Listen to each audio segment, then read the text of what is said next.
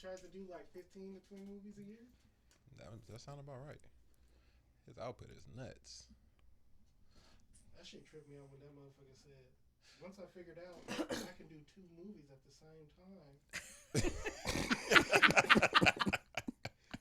That's what he can't. Yo.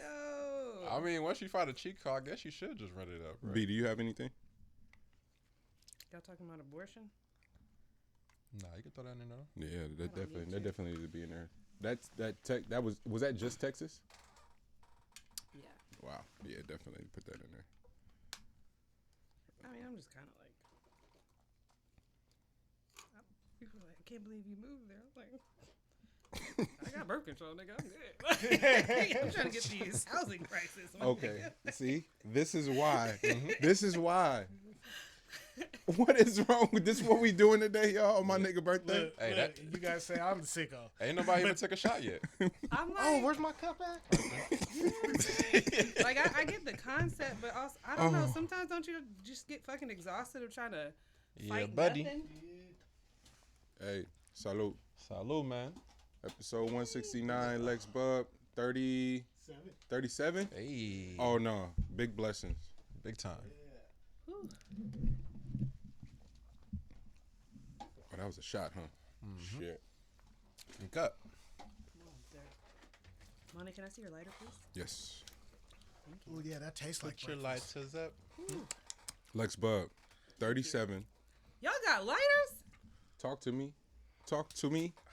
Talk to me. Is this merch somewhere online?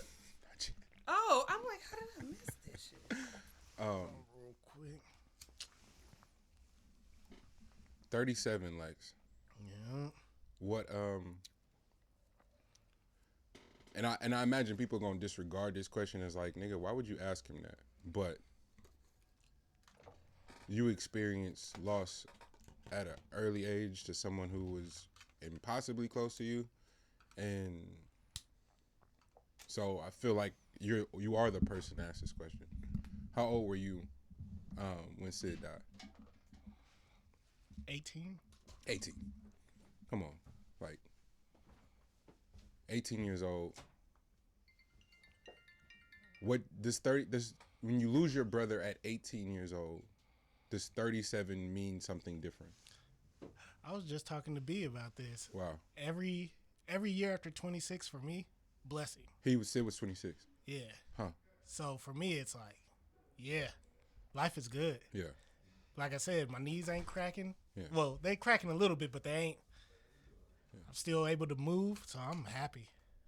I woke up this morning like, hey. That didn't even register until you said 37, and I was like, damn, what does that really mean now at this phase? Now that is a guest appearance. Damn, nigga, you been doing push-ups?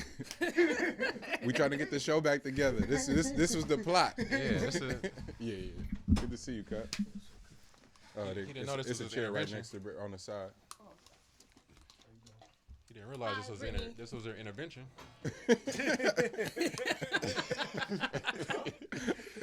Nah.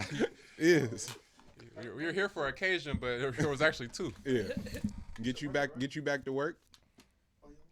Yeah, nigga, you on the show. Yo, so you need a shot though. You can't walk in here and not take a shot though, fam. Nah, you definitely gotta take a shot. I'll take a shot of that Prosecco. Nah, we wait. We got and don't wait a minute, cause I'm officially a Bel Air boy, fam. Relax. Slow down. Don't come in here and look over the Bel Air, the white bottle at that. You right. Thank you. That's he gonna look past it though, like it's that ain't see through. Come on, man. This is terrible. He put in time to get that bottle. What? Nigga, we had to make a whole reel about Wingstop before we got the Bel Air plug. And this nigga just had to look impossibly like me swinging a fucking golf club. Are you kidding me? I kept looking at the picture. I was like, is that Ross or is that... Nigga, my mom called to check me about not taking her on the golf retreat. Fam, that's not me, first of all. You don't know what your baby look like? Hey. That's... No. I was Don't sure defend it that. was you. Don't defend that. It's pretty close, though. Don't defend that. Depending though. on what angle you looking from, bro. Like, you got to damn near have the camera, like, right in your face. Like, Y'all- oh, shit, that's money. Just know, if he ever decides to act, you can be a stunt double easy. But y'all my people. But y'all my people. I for surely was like, oh, Monty got a chill hobby after getting COVID. I swear to you. And then I was like, well, they wouldn't post it unless it was funny. And then I was like, oh, shit, nigga, that ain't you. But wait, y'all supposed to be my people though. There's no way y'all just like, oh, that's money. Come on, man. B. Simmons goes, nigga, when Monty get leg tats? I didn't know he was tatted like that.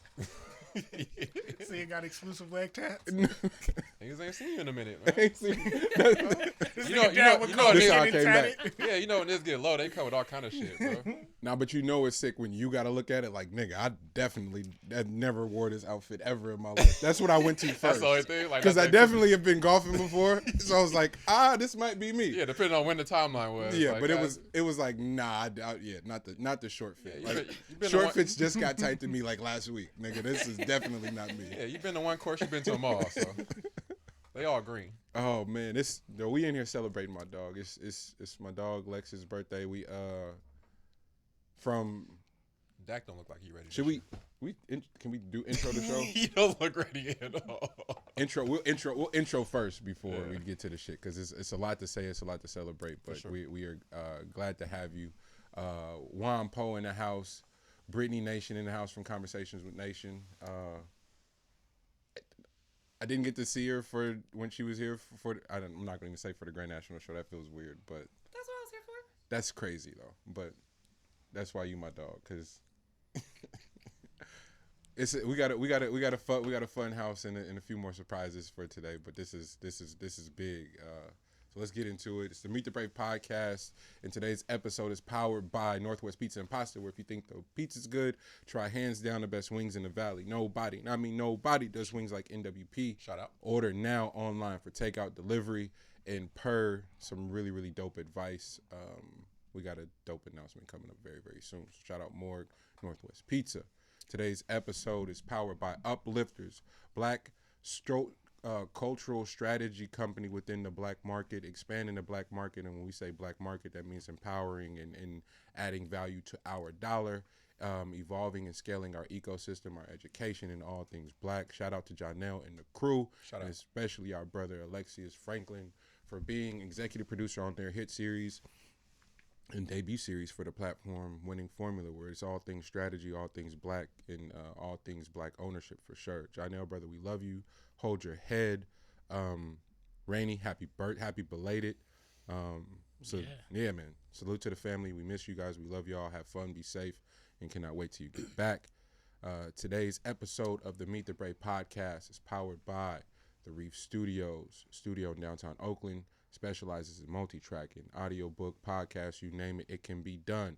Tap in, visit the REEF Studios on IG for your inquiries, and also look out for the launch of the website, the official grand opening, because we've been open the whole pandemic and haven't really gotten to invite folks outside of our immediate network into the space to see everything that can be offered, that is offered. Salute to Lucas, salute to B. Simmons, salute to OG Jaron, salute to Sharon, salute to Alacia, everybody that's held down the building and the foundation of building the space. Janice, Unc, thank you guys for just, keeping us in a safe space and holding it down. Originally at the AF Studios, that still blows my mind. Like, a lot of shit for me personally started in here, so I've been transitioning to the REEF with the squad, and then everything is morphed into BTS for Grand National was recorded in here. A lot of Kev's record was recorded in here, both analog and digitally. Blood Ties was mixed in here with Nate and Dip, myself.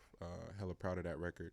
A lot has been accomplished in this room already, and then even before that, doing rock in here with Flo. R7, like just it's madness. So that will continue to go forth.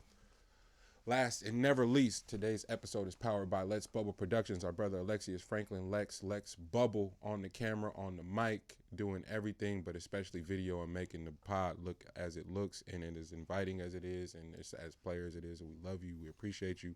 Special happy birthday for all things video and not being a lame and not scaling your shit. Tap in with Lex so we can just continue to grow and bubble. See what I did there? On the fly too. On the Off the cuff. Stop playing with me, fam. You know, I got a 16 for every. Who in your top 5? Nigga? well, 16's ain't enough.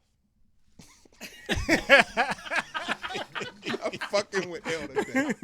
It's the Meet the Break podcast. I am Monty Draper. I am LG. Lex B-U-B. Man, happy birthday. Fuck all that.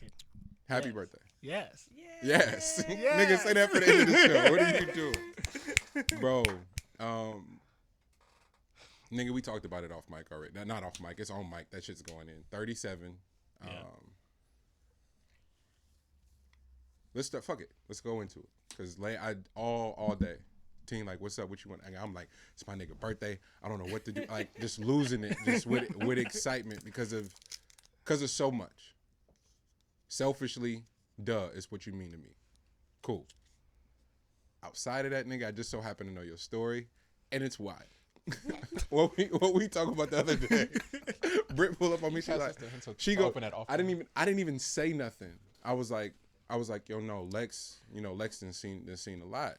She was like, no, nigga, I know that already. I was like, oh, I was like, I told you? He's like, no. I seen it in his eyes when I met him. I was like, oh, he's lived another life before. Oh, absolutely. And I was like, tell oh. when you look at somebody's eyes that, like, you've been through some shit. That's what's up. But I didn't. My niggas are my niggas. I just did this whole. That's the thing. That's why you don't look me in my eyes, man. That's why you got your shades on? What? That's why L talk to bitches like this. Hey. Yeah. No, just then talk to my silhouette, fam. But my mom said the same thing. She met you too. She was like, "Hey, bro, like Lex ain't playing with a fool." And I was like, "No, that nigga's sick for real." Like, she's like, "No. Like, she's like, I'm not being disrespectful." She's like, "Nah, he just be on a different type of time." I'm like, no. He come from a different life. She was like, "Damn, that's impressive." And then similar, I'm like, So you're, Poe, do me a solid. That charger, that white one right there in front of you, plug it in and please make sure that laptop gets plugged in. I'm wild, yeah. It's a plug right underneath. Well, not right underneath you, Poe. Right Thank there. you. Yep. Just passed out, I guess. Nah, Lex.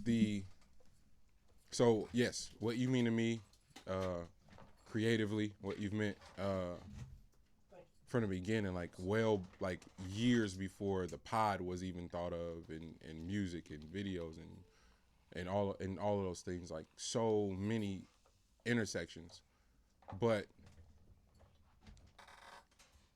it's watching what you mean for everyone else around you, though, is what's been lit. It's not a single person that doesn't have the most insane thing to say about you, as far as like how you show up, how you commit, how you see shit through, and then always actually contributing to the space. Every single person that I share a relationship with, where all that shit intersects, they say the same fucking thing. Is so consistent. And I feel like only niggas that come from a certain place have that consistency through and through. Like, that's the unquantifiable value that the street niggas, for real, when they get in there, like, oh, no, he's solid. Because they never seen a solid one like that just show up the way they show up every time. Like, them niggas don't exist. That Drake album is proof. Like, that shit, like, it's too many niggas walking around resonating with that shit, where I was like, oh, it's not nearly enough real niggas in. Bro, resonating with that is nuts, man. I'm not crazy? Don't tell me somebody resonating with that. G. Don't do that to That's me. how he sells. Don't do that to me. Bruh, if I see another caption, another tweet, I'm like, bruh, this is nuts. Oh, y'all niggas really this really y'all Jesus. Mm-hmm. Oh. That nigga walk on water. So see what I'm saying? Mm-hmm. So then when the real niggas get inside, they're able to be disruptive, create hella more opportunities for other people. You see it. You've seen it over time, right? Where you look at a Rockefeller family tree. Poe, remember that Rock 96 shit when Biggs was doing the Rock 96, and part of the rollout was a Rockefeller family tree shirt. And you like, all right, nigga, I know, yay, and like that's cool. But then you start seeing how that branches off from that nigga, and then Dipset and then Cole, and you like, wait a minute, fam, this is crazy. Oh, so y'all just cracked the door open and let hella niggas in? And so now they're looking at everybody's ascension in the revenue generated in the chokehold on the shit, and it's like, wait, why is there people at every corner? Why do they have someone in every room, nigga? Because we've been doing this and we've been putting our niggas on. We got in this motherfucker and we held the door open, and that's the type of nigga you are. Like, damn, nigga, you in this motherfucker and you, boom, making a nigga tear up. Hey. I'm just saying, bro.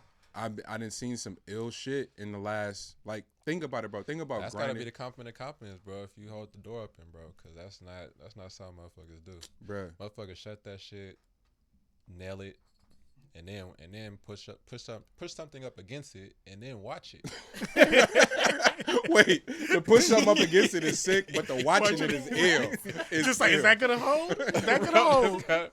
But want to make sure, bro. Pose here, he can attest to this. How many times is somebody who don't know me like that for real go, why such and such ain't do this for you? Nigga, I don't. What the fuck I'm supposed to say? Oh, you cool with this person? Nigga, I don't know. But you asking me that is even more messier than the idea of them not doing something. What the fuck are they supposed to do? Then you get in this bitch and realize don't nobody own shit. And you're like, oh, you couldn't have done nothing for me anyway, fam. If I did feel away, I'm hella empathetic to your existence now. So the real niggas that have infiltrated, you appreciate them more because you know the route that they took there to get there, because just handing over all ownership and all rights is so fucking easy. It just takes signing on the dotted line. DJ Yella is doing his Vlad interviews right now. And think about what Ruthless was valued at its peak. Pre-Bone Thugs.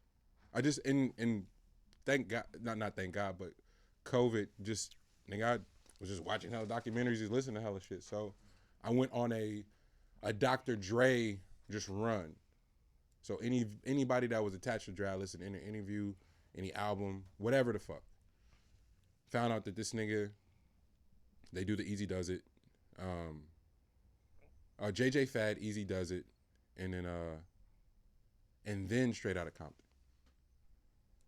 They get off tour.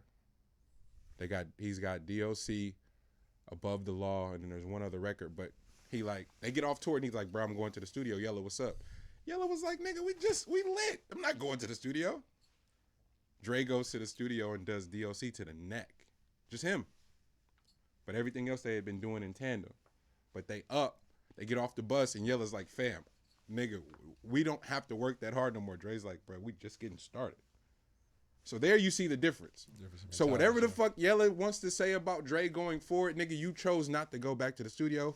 Just want to start there. But hindsight don't work like that. And for whatever reason, when niggas recant stories, they miss the nuggets. I just heard you wasn't going back to the lab because we up. So, cool. Dre does DOC to the neck. Oh, there's the Michelet record in there. Something in my heart. All that shit is on that record. So DOC, Michelet, Above the Law, the Cube leaves, and they do the next one. It's mostly Dre to the neck. All right, bruh. Say what you want. Oh, nigga got ghost producers. All say what you want to say, nigga. It's niggas that's adding value and it's niggas that's not. What if life were that simple? It's niggas that's adding value. It's niggas that's adding value and it's niggas that's not. You pillaging or you add? And keep it a bean? Oh, that's who was MVP of these last two albums. This nigga Jay. Keep it a bean? It's niggas that's adding value and it's niggas that's pillaging. So, here we are. It's the niggas that's adding value, bro. I'm sorry. I'm not going to stop celebrating my nigga. Because my nigga hit me when I was, nigga, I don't have no money, bro. I can't pay you, fam. I don't know. Nigga, I didn't ask you about no money, nigga. Let me film this fucking show. Because you're trying to build something. Stop being weird. That was the conversation. No, for real. And that's how I had to process it, because I didn't realize what was happening and maybe that was last week or the week before. This is how the whole Ross shit really happened. That's why I'm glad Poe's here. Wait, can I ask? So, Go ahead, my bad. did you not recognize when he offered that his offer was like, I want to do this because it also helps me build my like that this is a mutual exchange? Did you feel like you were in fear of being parasitic? How long did we talk about scarcity the other day? 3 hours. So scarcity, insecurity had me thinking, no way there's a nigga pulling up just willing to do shit because he knows even if it's just for reps. This shit can get thrown away, but I got my reps in. Mm-hmm. There's no way nobody's thinking like that. Because I'm thinking like it, but barely. Because if somebody offered me a bag, all this shit could go. Like, that's the type of holding on I'm doing, where I'm going, I'm doing it for the love. Are you really? Because if somebody come off, if the devil show up right now, nigga, hey, I might entertain it. Hey, like, what? Poe, where I was at? Oh, you talking about before? Yeah, I'm not. No. This is all full circle. But where I was at, I mean, depending on how much you really need your soul later on. G, you might have to really take a long think about this. Like, I mean, what was y'all gonna do with my soul otherwise? My shit just about to sit around. So we not gonna You talk. niggas gonna judge me, but I used to feel the same way. way. Look at you. No. I'm not saying. Even that's what. But nigga, I'm not. I mean, don't talk about my loss. I'm talking about nigga. I'm about to think about shit at my highest. Nigga, like, on the way home.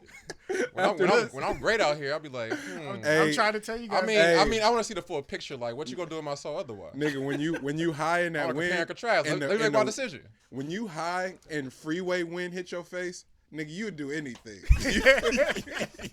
Look, I'm gonna tell you guys the fucked up thing that happened with me was I used to always think about that, and then I seen the episode of The Simpsons where Bart sold his soul, and none of the doors would open up for him, and he couldn't laugh anymore. I was like, oh, I guess I gotta keep my soul. It was just those two reasons. Man, look here. Because of a episode on The Simpsons. Yes. I'm a simple It'd man. be like that. It'd be like that. It'd be a random ass occurrence. Like, okay, well, like imagine if that you was your couldn't answer. laugh no more. It's Like we have this version of you now because you watched an episode of The Simpsons. Fucking right. That's crazy. Hey, whenever you find gems, you got to find them and pick them up. I tell you, Matt Grody, if somebody time traveled, it is that man. Hey, that episode of Rick and Morty when they went to the syndicate for with all the Mortys there that was running the show. True. Bro, that was life changing.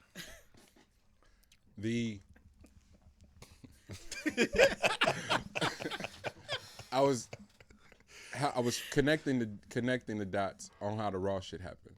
It's because of Poe. Nigga sent like every other day, maybe once a week, send me something from Ross's story where he's doing that thing that is one of the more valuable commodities in modern space, in my opinion. And it's when those who occupy that particular space get in their bag to just start saying shit. Like, them the last niggas they won't talking. Because he did what you saying I wouldn't, what you know I wouldn't do. Ross had that conversation. Trust me. Hey, nigga, get down or lay down. And that nigga went, And he told the line. And then went, and whether he did or not is between him and his own situation, but one would suggest that he seen some shit and made a decision to go, nigga, this is crazy. Or is that how you feel from like the latest amount of put out? Just how he's moving. Like if Okay. you read, Just if you overall. read, you read the book. Yeah. How the IG looks, how the infrastructure seems set up around him, how the artists have either flourished or not around him.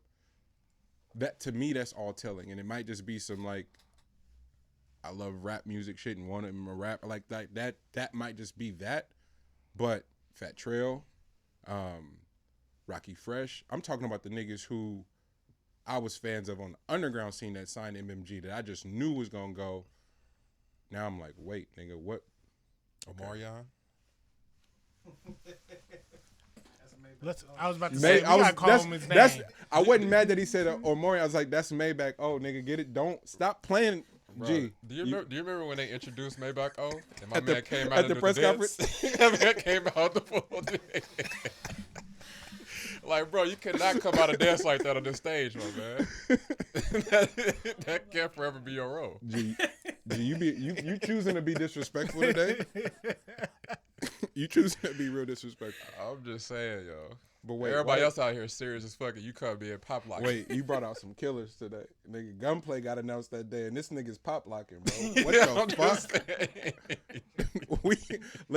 Let's talk. For real. Everybody got to show their best skills. if that's what he bring to the table, you don't know. He might have been teaching Rick Ross how to dance. Right? Gunplay talking about snorting girl and having shootouts, and this nigga's dead pop locking.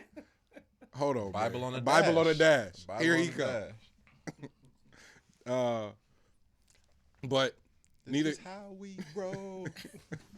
Poe sends me one of Ross that day, and he's just like, "Yo, the biggest mistake we can make as a boss is not ask for help."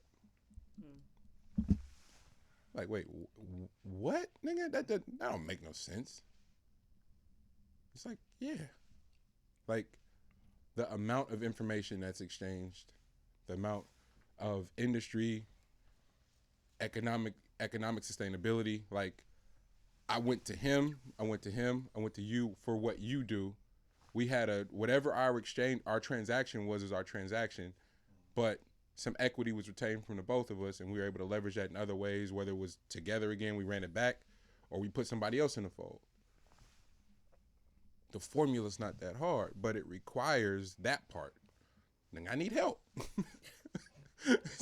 Something as simple as, hey, Monty, I want to get better at my shit. I want to have something more consistent in what I'm trying to build. I want to come film the show because I watch and this is what he said. I watch podcasts, I listen to podcasts, I see what they doing, and I want to reverse engineer it and figure that shit out. Like, bro, let me come practice on the show. Man, but I also listen to podcasts. I know what Tom Segura is paying his staff. Like, that's a gig over there. Like, them folks that run his production room, nigga, they don't have to do nothing else. They don't have this in a side job. They taking care of their whole family off that gig, and they're running it at a high, like that shit is moving over there. Joe Rogan's infrastructure is moving. Joe Budden's infrastructure is fucking moving. Kev on stage. And you like, bro, but we can get there. And it's the niggas, again, it's the niggas that want to get there and the niggas that just want to pull up. That's all. And it's dope to, I don't know, have one of your niggas for real be like, bro, what's up with the journey though? Like, I see what all the other shit is, but I know it's going to be hard. We're going to have a video we think is hilarious with 3 views, but hey, I know the long play. It's just a hard sell. And it was one that I was making over and over again and having so many failures. And then I didn't have to sell him at all. He was like, I had to sell to you. Shit. That's what I mean. Like, so that's my rant. Happy birthday, my nigga. I love you. Yeah, it means a lot. G.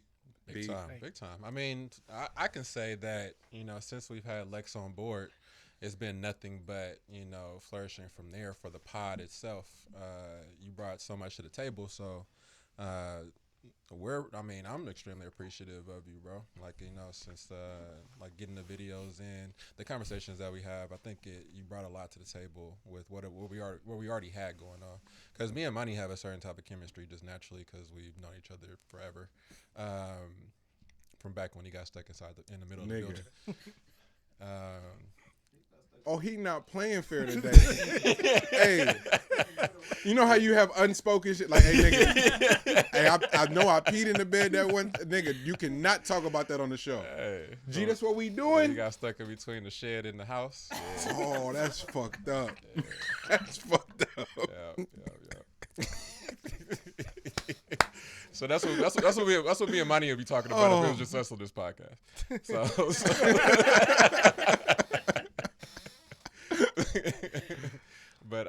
Yeah, but with Lex being added to the equation from the moment, I mean, from the production stuff and you know the angles and you know the constant updates to the visuals, you know, presenting it and you know showing it back to us, and that should just be fire as fuck. Regardless of like how people was looking at it at the time, Right. I think just the timeline of it all it makes so much fucking sense.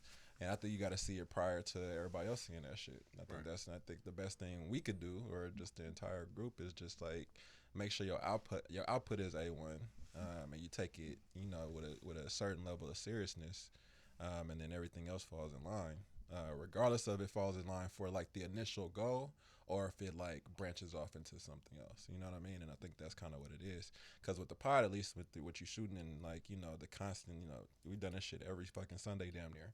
You know, and that just adds to, for one, your portfolio, but also like just the actual, like the skill set. You know what I mean? So that transpires into other shit that you've done to this point that hasn't, you know, we haven't had a chance to talk about it yet. But you know that Exactly. But, you know that all comes together.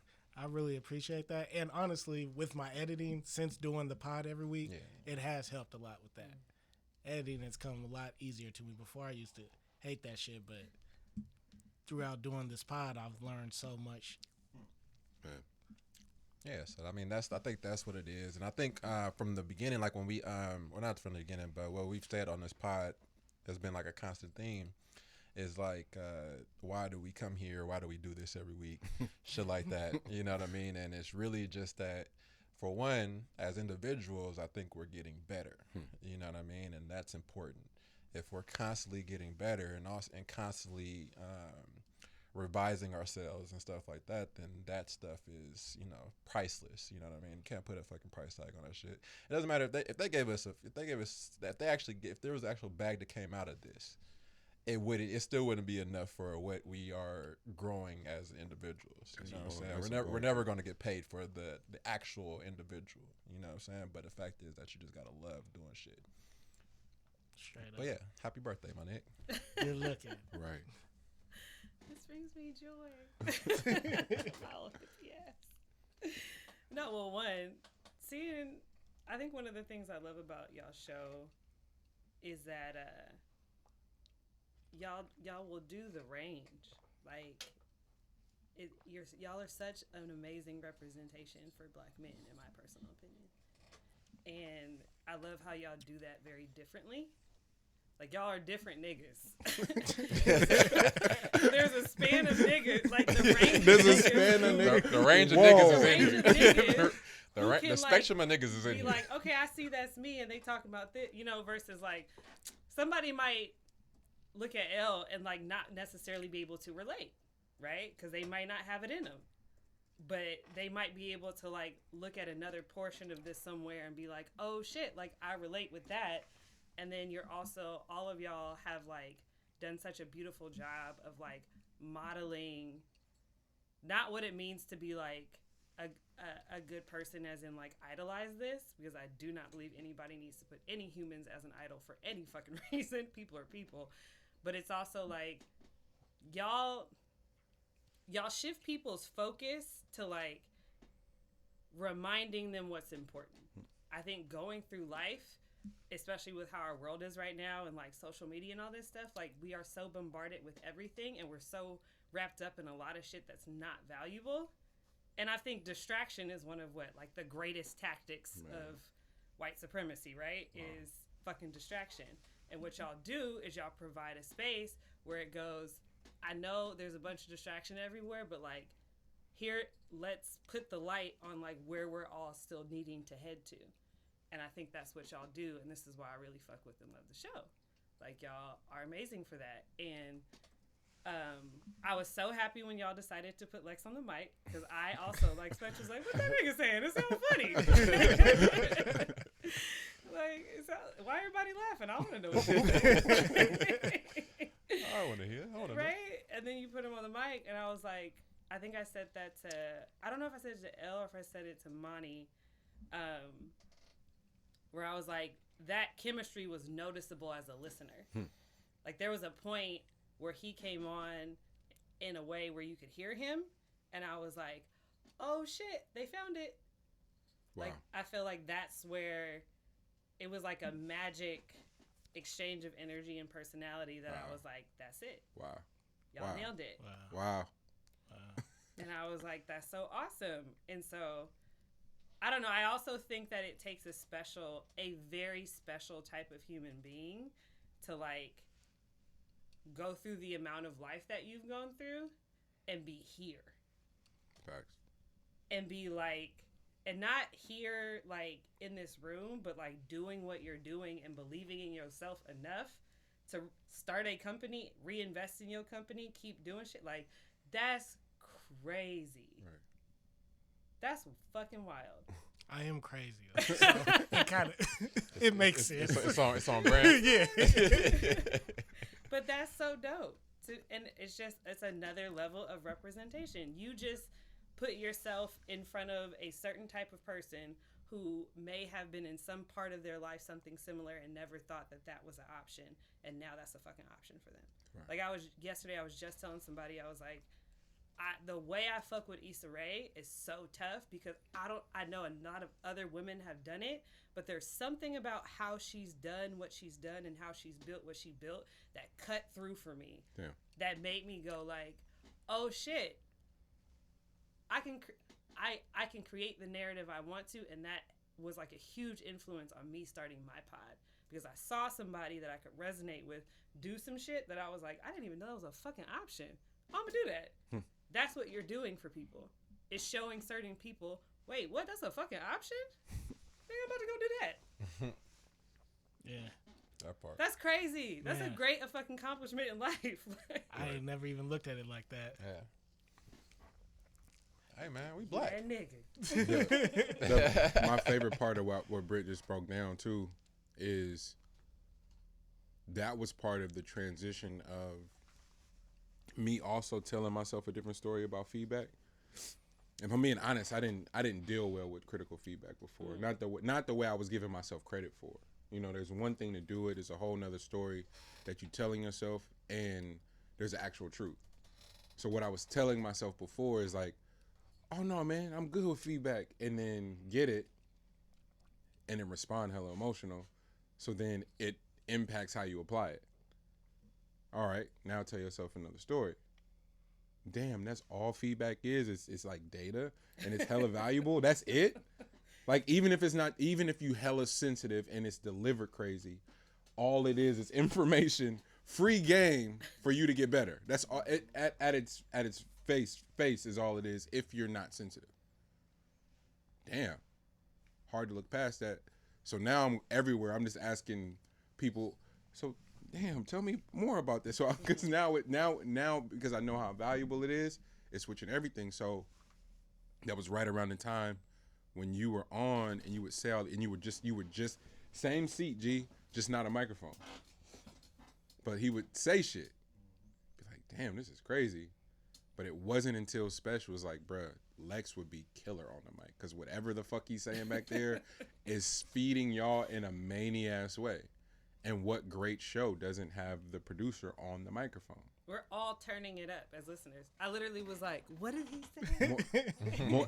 Morg said the same thing. So instead of, again, but if you're telling yourself a different story, nigga, don't tell me shit about my show. Like, no, seriously. Like, it sounds nuts to say now, but that was me internally, whether I was expressing it outwardly or not. Internally, I'm like, these niggas got me fucked up. Who you talking to, bro? I'm like, wait, Morgan listen. Like, Morgan, I thought I listened to podcasts. That nigga has completely become podcast king.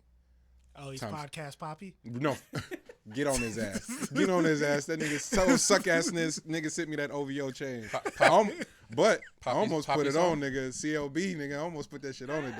You should have. I should have worn it. And then played Too Sexy. I'm hella mad at the niggas for Too Sexy, bro, but I can't stop listening to it though. I can't stop. This fucking album, bro. We gonna hold on, G. Stop. Hold on. No, please. It hurts my brain, yo. It hurts my brain. G, hold on. The shit that transpired. Stop. Save it. I promise you, quick. I'm about to wrap it up right now. My bad. I promise I'm wrapping. This is the last thing, y'all. Because of what Brittany was saying. So the feedback was coming from the folks that's been tapped. So Spesh is day one. Spesh was like money, like she kept supporting me and wanting to do a show. Like as early as I was telling you about it, I was telling her the same thing. So she was just like, bro, do it? Oh, I don't know. Do it. So you had More. 2 people on your ass about it. No, more too. I had everybody that I expressed wanting to do a pod said it, but it was the way they knew how to show up. So especially, that's tight. Look at you dropping them Nigga, bars. I'm getting ready for these niggas. Hey, Monty, you in season? Fuck out of here, bro. I'm not dealing with L today.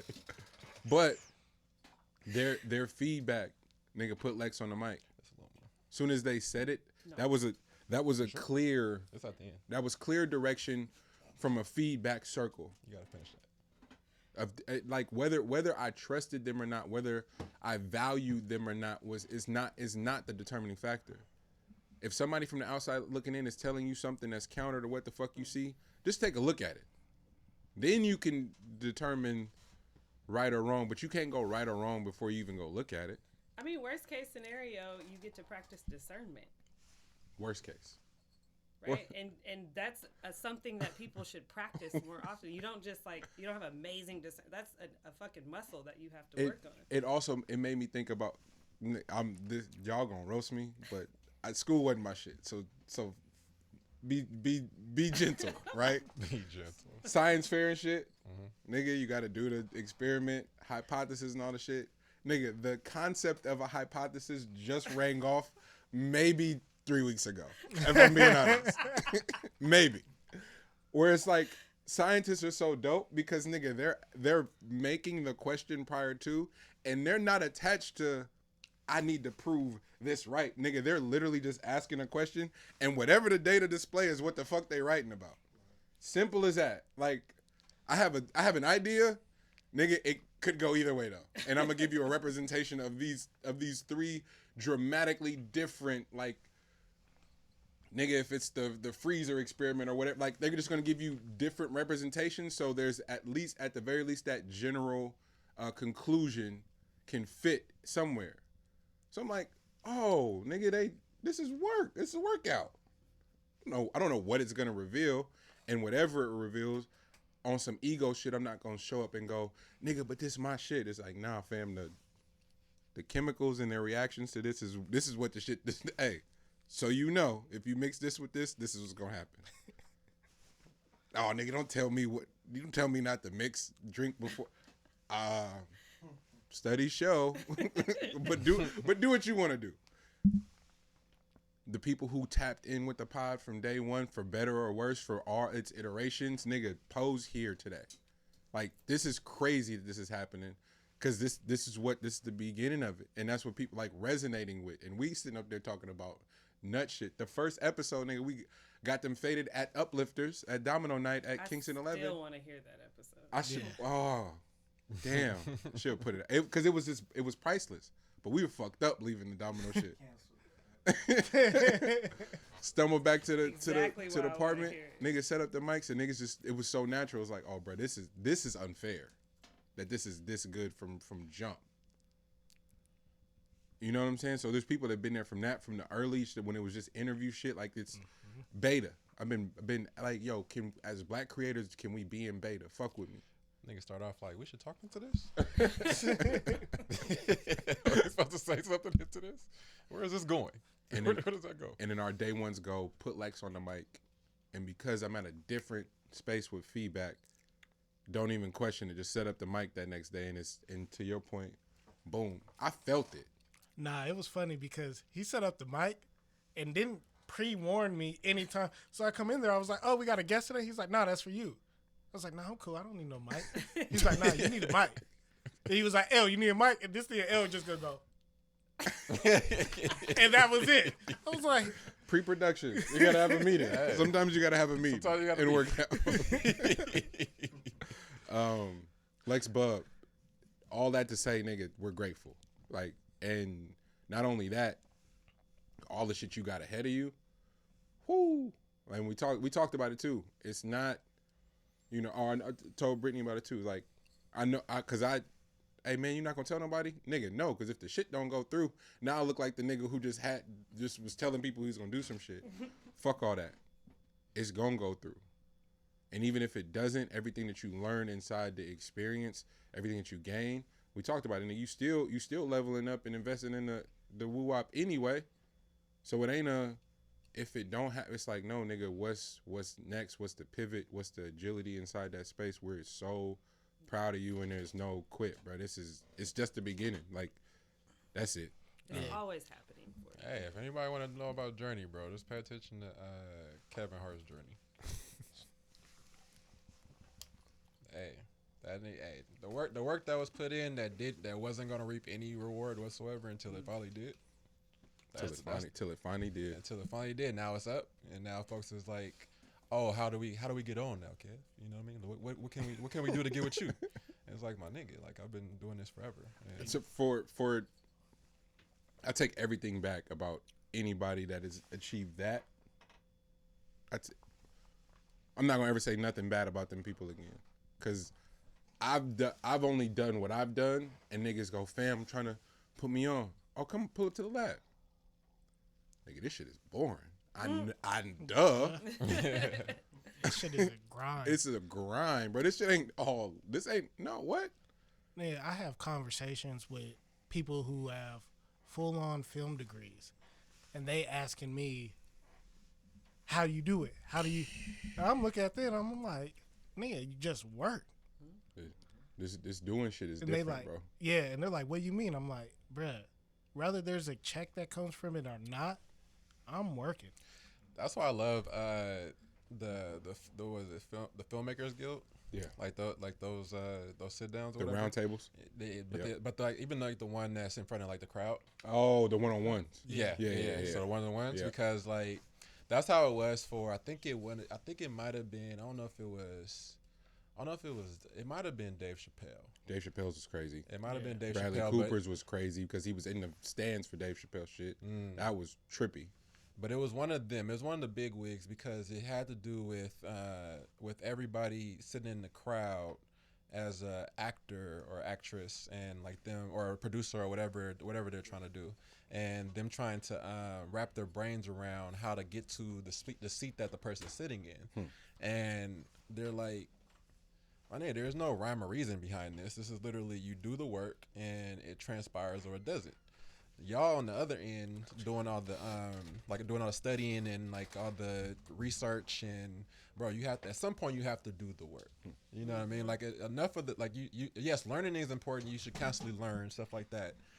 But at some point you can out research yourself. At some point you can constantly put barriers in front of yourself, and it throws off the whole feng shui of what you're trying to do when you're constantly trying to figure out how does it work. Yeah. Like, give me the play-by-play on how your system works. And it's like, that's not how this thing goes. Like, my shit was a certain kind of way for myself. That's not how it's gonna be for you. So how am I gonna tell you my roadmap? Right. I need to figure out. Fear? Huh? Do you think that's fear? Oh, constantly. I mean, that's the base root of it for sure. It's crazy that you said that, El, because I had a conversation. What's good, black man? Kevin Allen in the building. Extraordinaire. I had a conversation. One of my homeboys from back home, birthday is 2 days before mine. And I called him.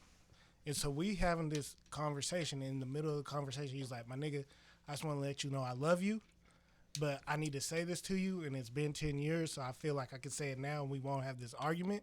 But I feel like when you left, you abandoned and deserted me. Damn. It's another grown man? Another grown man.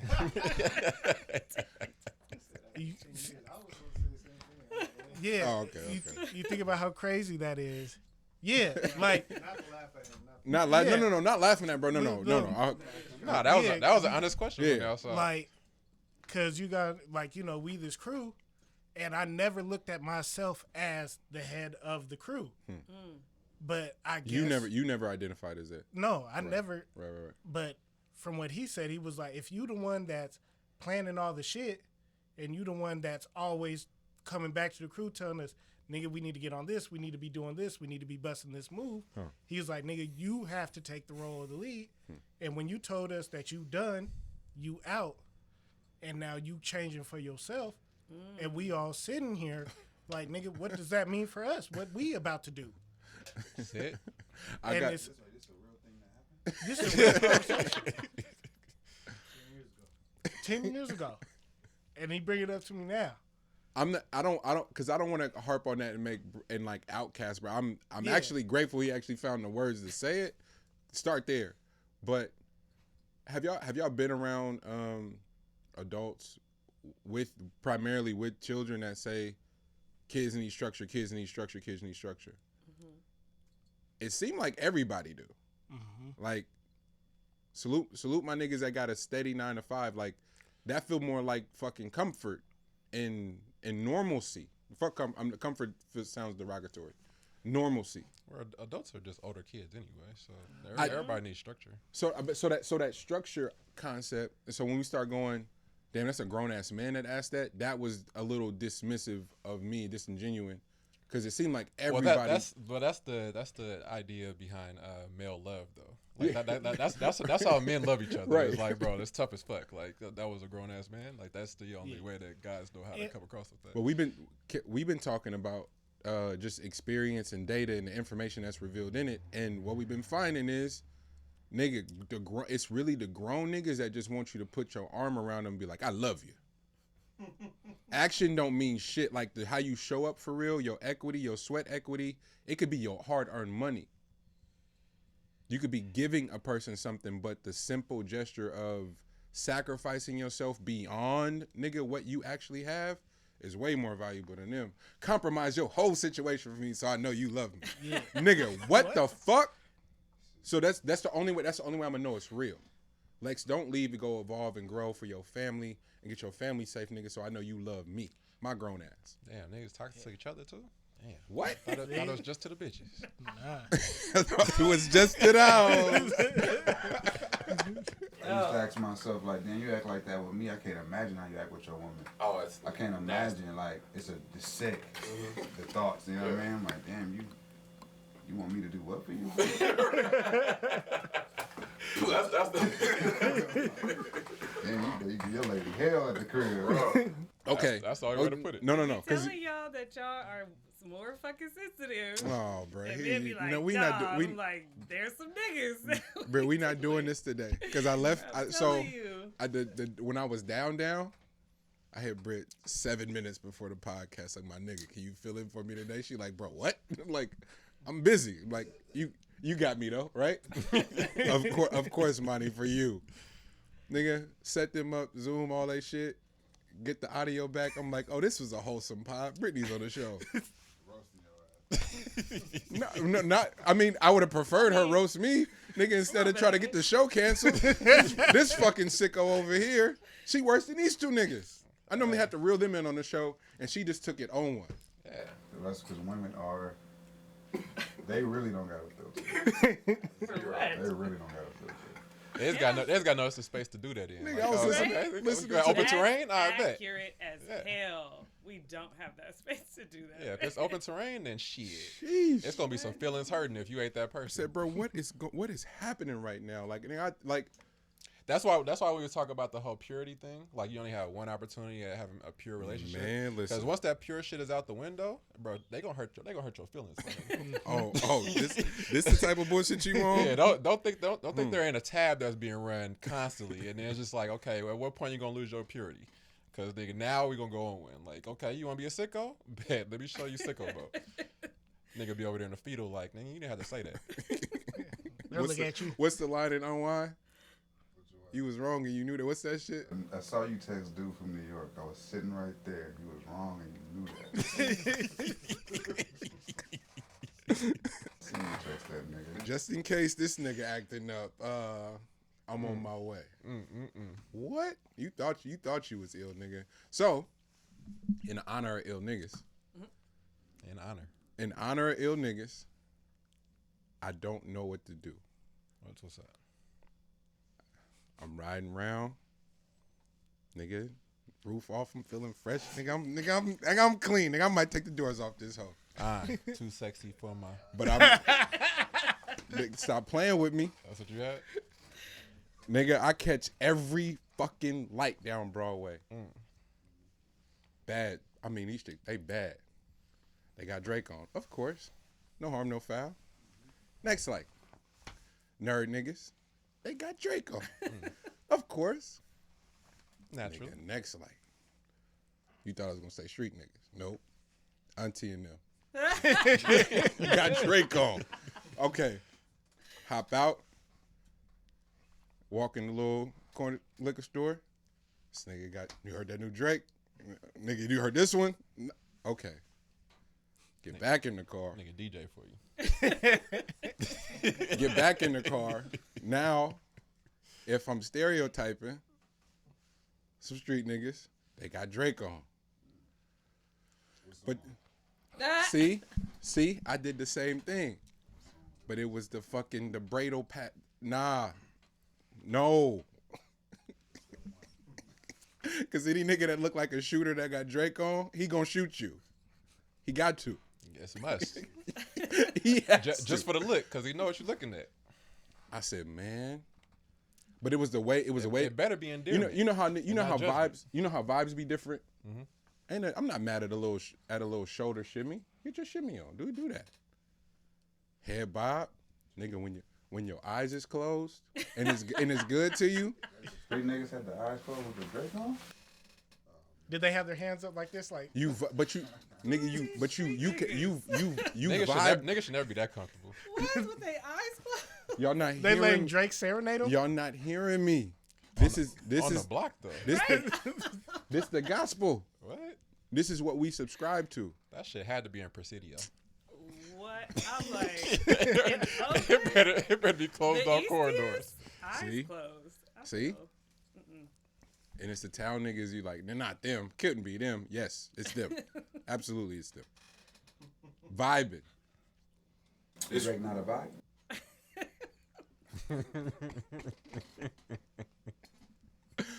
It's absolute. That's the part. I went. I'm not listening to this shit. Like, oh, I'm about to be out this weekend. I'm gonna hear it regardless. So don't be a hating ass nigga. Turn this shit on. And then guess what I did? Eyes closed, vibing. Nigga. Socks off, nigga. Around that, nigga. I cleaned up, nigga. You know how long it's been since like COVID had. I lost it, nigga. Room was nice and neat. Fuck all that, bro. This is annoying. Nigga, Drake came out. Oh, nigga, I'm in there cleaning incense lit. You would have thought this was Anita. The fuck is wrong with me? Do not try to tell me Drake is the new Anita. He said he was MJ in the flesh. Hey, I'm at the top and I don't see none of you niggas. What that mean? Anita. All I heard was Anita. Damn, nothing in this world.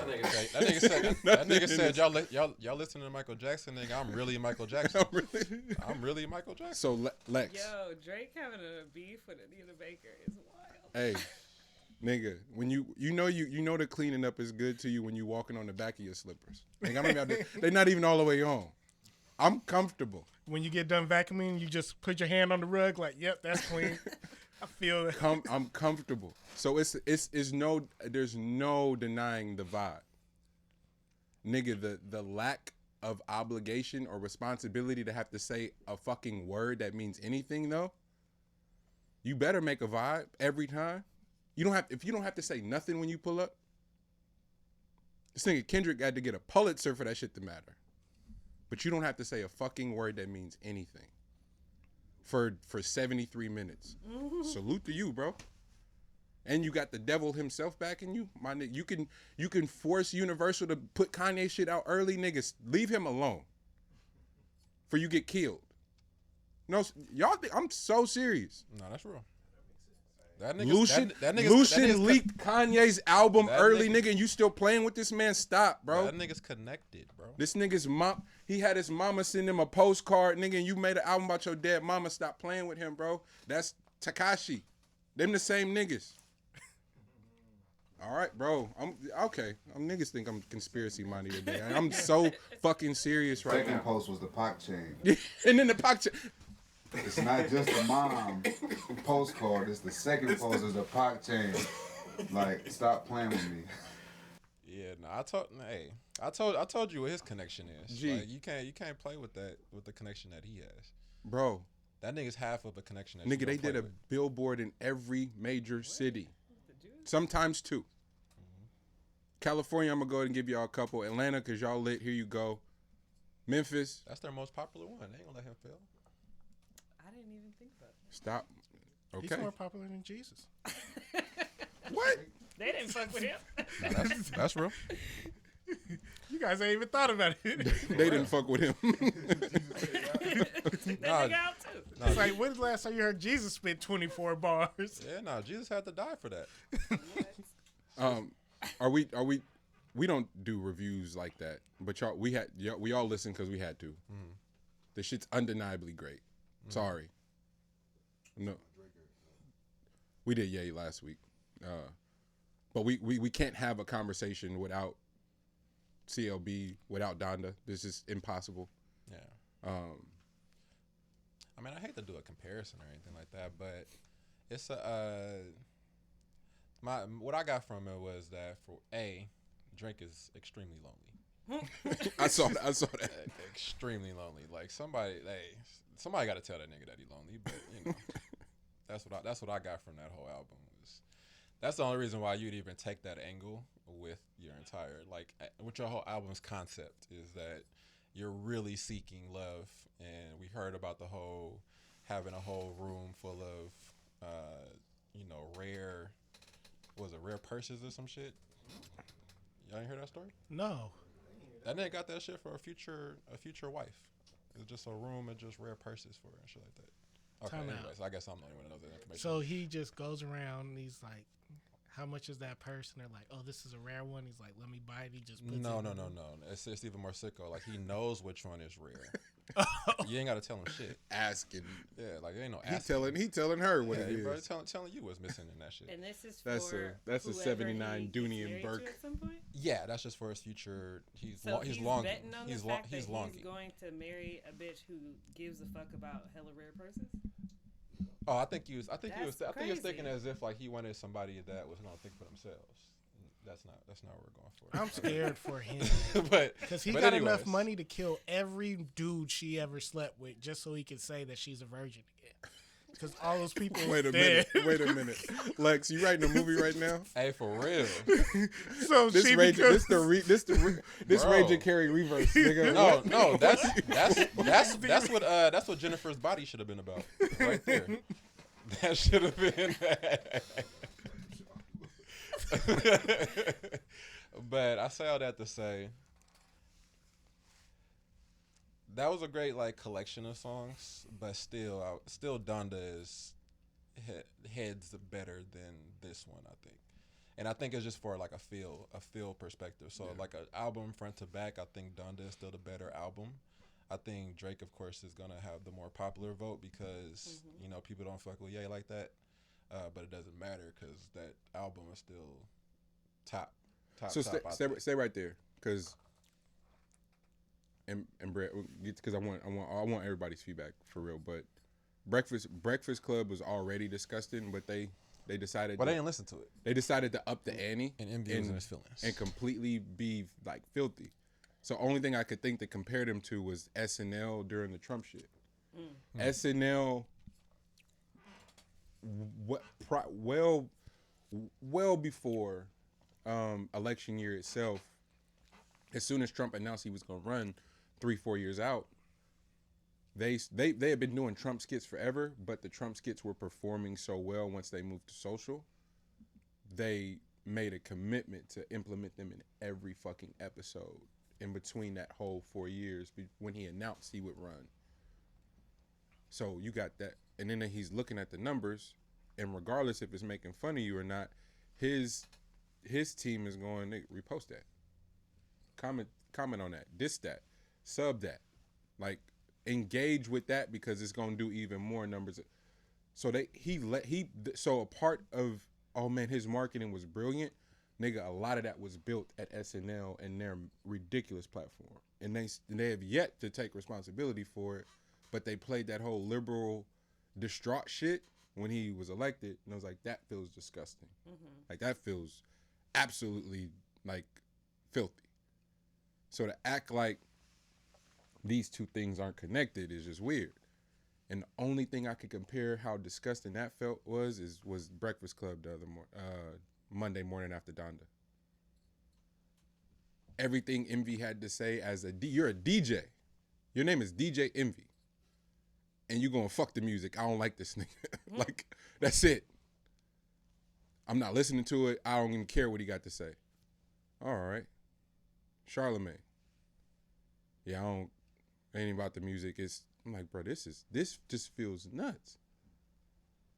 Nuts. And then if you still need full context on the red hat shit, Larry Hoover Jr. goes, hey man, thank you for taking that meeting on behalf of my dad. It's in the record. Thank you, because no one else would do it. But you ain't listened to the record and you going, he wore a MAGA hat. If context means anything, just go listen, and then if that's all it was for you to go fuck that nigga. If it was the hat, the answer's in there, but you going, I don't want to hear it. All right.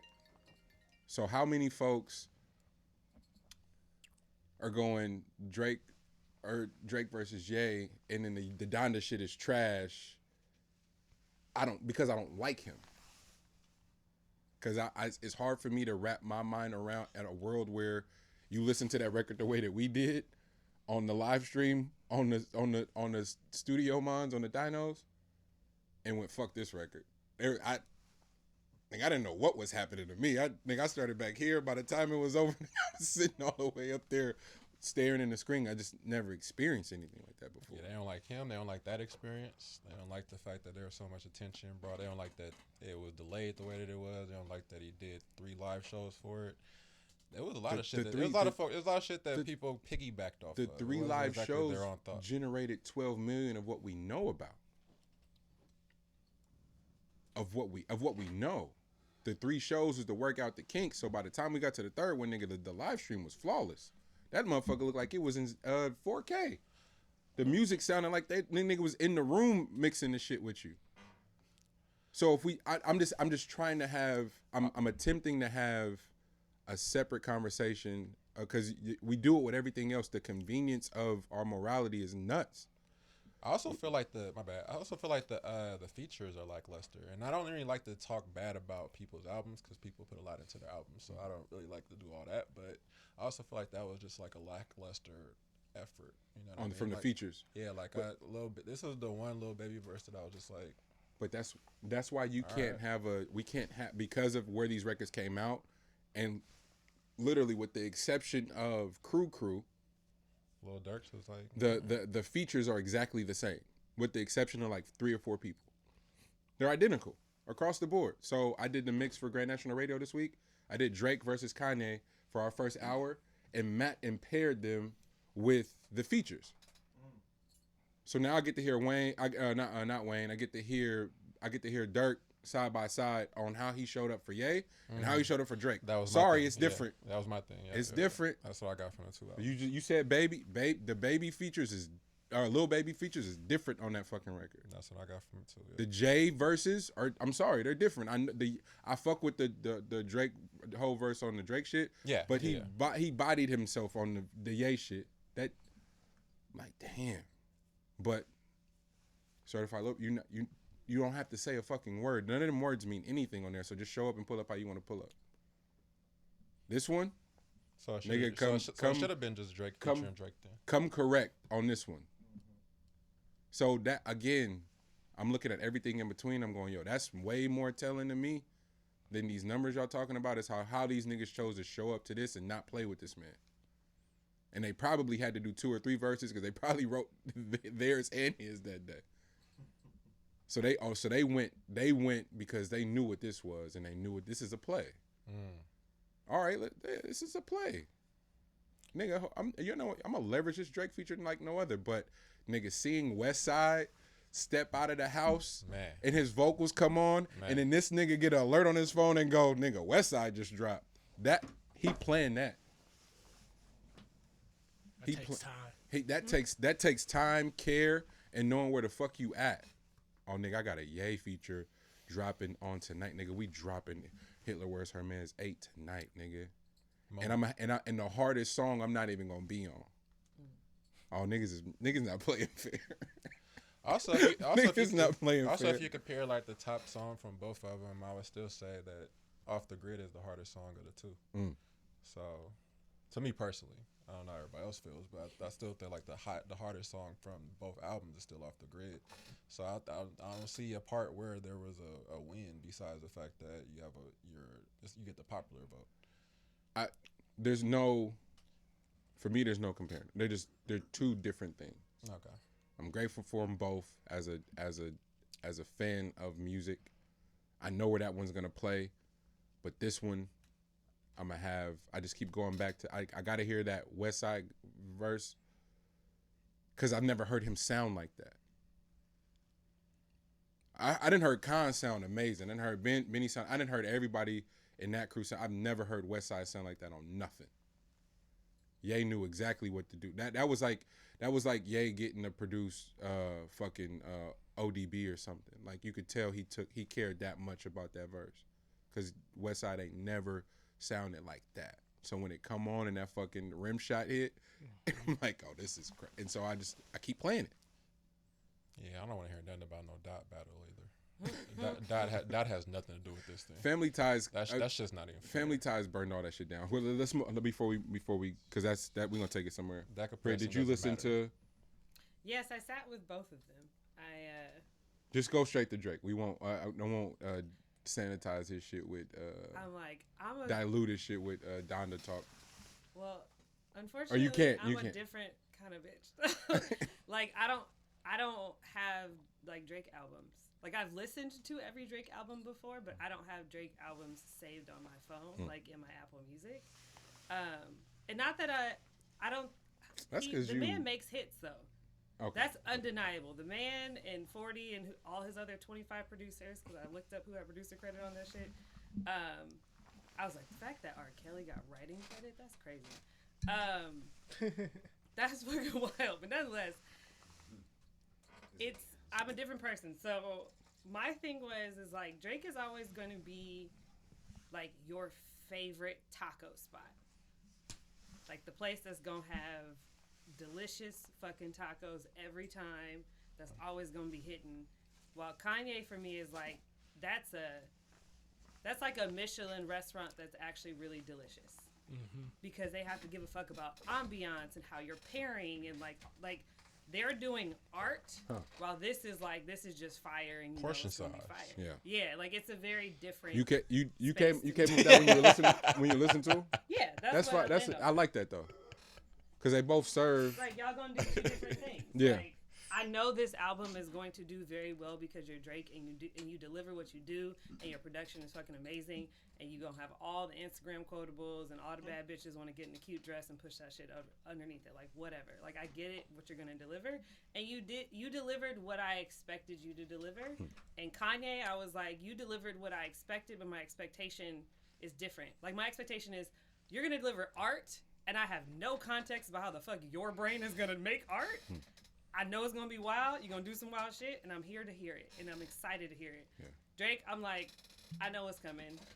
And you did exactly, you know what I'm saying? You did that. And we going to slap this shit in our cars, and it is what it is. And I think it's wild that you got on a song and basically was like, hey, I'm about to fuck your friend, but, like, it's good. I was like, and it's your fault. And it's your fault, I literally was like, yo, Future gonna change you, my nigga. Like, he already fucked you up. Oh my gosh. But the crazy thing is, I'm like, you and Future are not the same person. Not at all. Not even close to the same fucking person. So if you really absorb that life and that habit and that energy, you're not gonna be who you think you're gonna be. Right. You're not gonna be Future. I was about to say, he's not gonna last. What? Like, Future's like, I'm built for this. Drake's like, oh, I wanna be like this. Yes. It's like, it's two different things. And I'm like, that's not all. And I think I'm more nervous as the villain that you would become chasing being that level of crazy 'Cause you when liable to it's do really not who you anything. are. That's what I'm telling You you. liable to do anything. You Kill got access every in- girl that the girl had sex with. I'm telling you, Drake will get there. Like, nigga, that nigga will get hurt. He'll be in his feelings. He'll hold the teddy bear. And he'll be like, all right, I'm putting hits out on everybody. For no reason. Like, bruh. You disagree? Talk to me. Just to challenge the thought because of what you said earlier about the mom postcard. I find it hard to be that sick and then not continue the through line. He might be real sick. They might be sicker than we think. The ones who look like they don't really be with the shit usually be with the shit. So he's giving me that kind of vibe where it's like Super villain. yeah, like super villain. Like, oh girl, you know I we just. talking He's about? giving that vibe. So he's He Jeff might be a Bezos. sicko. You know what I mean? Like Tiger Woods. Like you know what I mean? Like, Yeah, I rock with the Tiger one. you know what I'm saying? The Tiger one did it for you. This is all speculation, of course. But you know, man. But yeah, This that's is what I insider think. trading. You don't have like the inside scoop. Yeah, I don't know. But I just No, I feel think- like I feel you because he looked like a sucker. But then it's like, man, I don't know. No. It's No, really- I don't I think think Drake- he's connected. That's the Yeah. thing. Like there's like it's not like him. Like he's not the. He doesn't. He's affiliated. I would say. I would say like there's a lot of hands in that pot that can definitely boast you up a lot higher. Like you could feel untouchable when you have that many people that are from that shit that can actually do some shit. And they also make the calls and also say that shit's gonna take place and you'll never know about it. You know what I Is mean? it 6ix9ine though? Yeah, he is. Or is it they really fuck with Bug and see a real one? Or is it they got their hands in this pot because he just got a big pot? It's, like, It's it's just a a pot that's play. it's a pot that's forever. It's just a play. You see, you know, like that pot's not stopping. That pot is forever. It's Bro, only gonna grow. You see Whack 100 act and everything they 6ix9ine's keep doing. pot is over with. Even no, it's not. No. Nigga, It's at the rate that it was. Nigga, that shit ain't budge, bro. Okay. His representation is the son of the nigga that's representing Drake.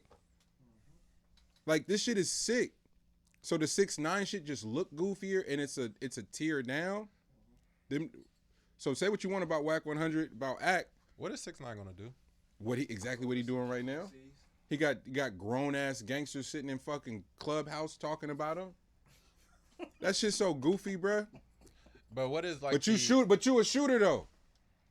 It's a nigga on there that called himself a shooter. You nigga. Every shooter I know don't know how to use this app, fam. Use a strap. That's that level of villain we talking about because shooters want attention too now. I'm fascinated by this 6ix9ine shit, like how he just move around, and then and they kept saying, oh he gonna eventually run out of money to have full-time security. Nope, it's a different game. So now he in every hood doing pop-ups. Did you listen to that interview with Shotty? Yes, I wasn't missing that for the world. The one thing he said that was interesting is he was like, everybody talking about how he move around freely, and he talking about how he don't get touched. But I'm telling everybody now, don't touch that man. He was like, he worked with the feds. As soon as you touch him, you about to go to jail. You better leave that man alone. Nobody has a reason to touch him outside of the people he affected in that case. So everybody's opinions and shit about what they would do to a snitch is Sounds tough. make-believe. It sound like, what do you, it's a lot of snitches walking around. Everybody, A a lot. lot of snitches outside. Why you worried about this Puerto Rican snitch from New York? Like, this has nothing to do with you, fam.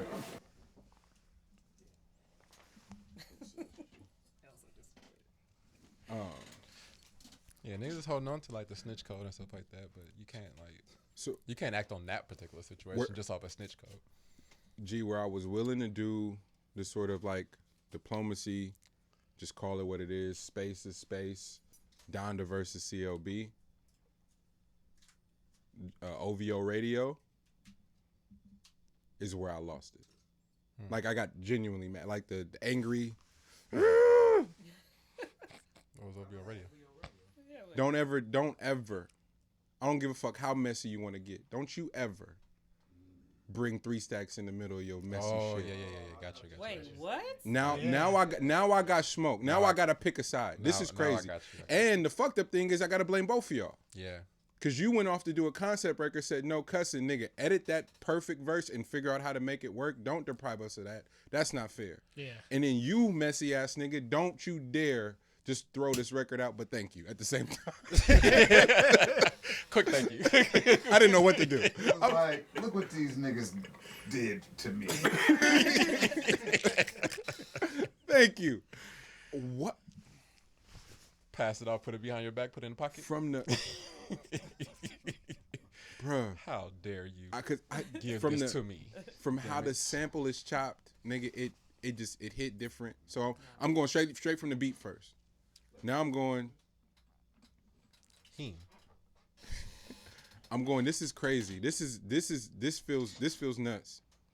And then Stacks get on and black out, but in a Stacks way. So his blackout isn't Kendrick Control. His blackout isn't Exhibit C. His blackout isn't none of that shit. His blackout is, I'm going to say some shit and paint the perfect picture. Have you ever rapped his verse a cappella of Miss Jackson? Because I was just disregarding it for too long. Oh, no, I never disregarded either one of them. I didn't disregard it as it was weak. How vivid that picture is, though. I never gave it credit for being a pristine, perfect. Like if it was a painting, every stroke in his verse of Miss Jackson is absolutely perfect. Literally living that story at the time. Jesus Christ. You know what I mean? I wouldn't disregard it. Nigga might be knowing me. Yeah. And so It's different. when he Feel does, kind of uncomfortable about it, like. when he does his life of the party shit, that's how I. Oh man, this hits different.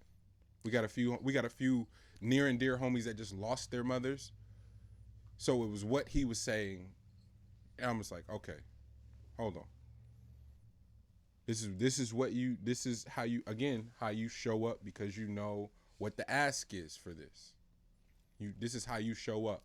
How do you feel about the concept of what Donda was gonna be, as opposed to like what it was presented to Stacks as, and then what it ended up turning into? Like, do you think it was inevitable that it would have to turn into what it turned into? That's where the sinister villain shit comes in, nigga. He signed the name Kanye West is signed in perpetuity to fucking Universal. Oh, okay, yeah, right, yeah. That means forever. Yeah. That nigga don't have no say so in nothing that's released under the name Kanye West. You want to hold it until our biggest act is coming out? Fuck you. It's coming out. Nah. We'll give you the same week, but it's coming out 5 days before. Is that part of the Ye change? Or does that I believe so. He had to pull a Prince. Now you all right. We own this. Go try to figure it out under this name. Are you big enough to do that? Ye believes he is.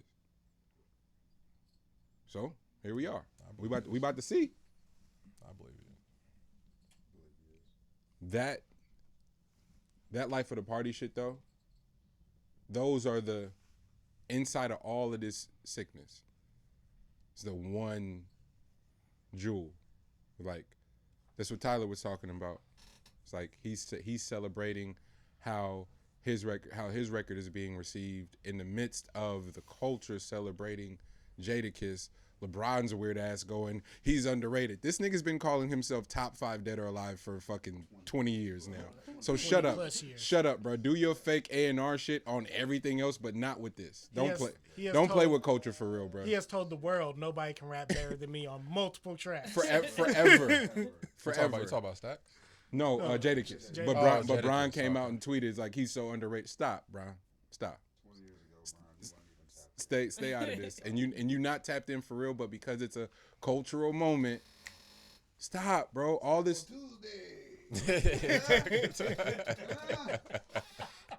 I missed the days of niggas of the funny thing was him trying to brand like the Taco Tuesday like it wasn't already there. Like he just thought of it. Like he made that shit up. Nah, he tried to trademark that. I was like, bro, you can't trademark this. Bro, you can't trademark this, bro. I'm sorry. You try to treat Jada like Taco Tuesday?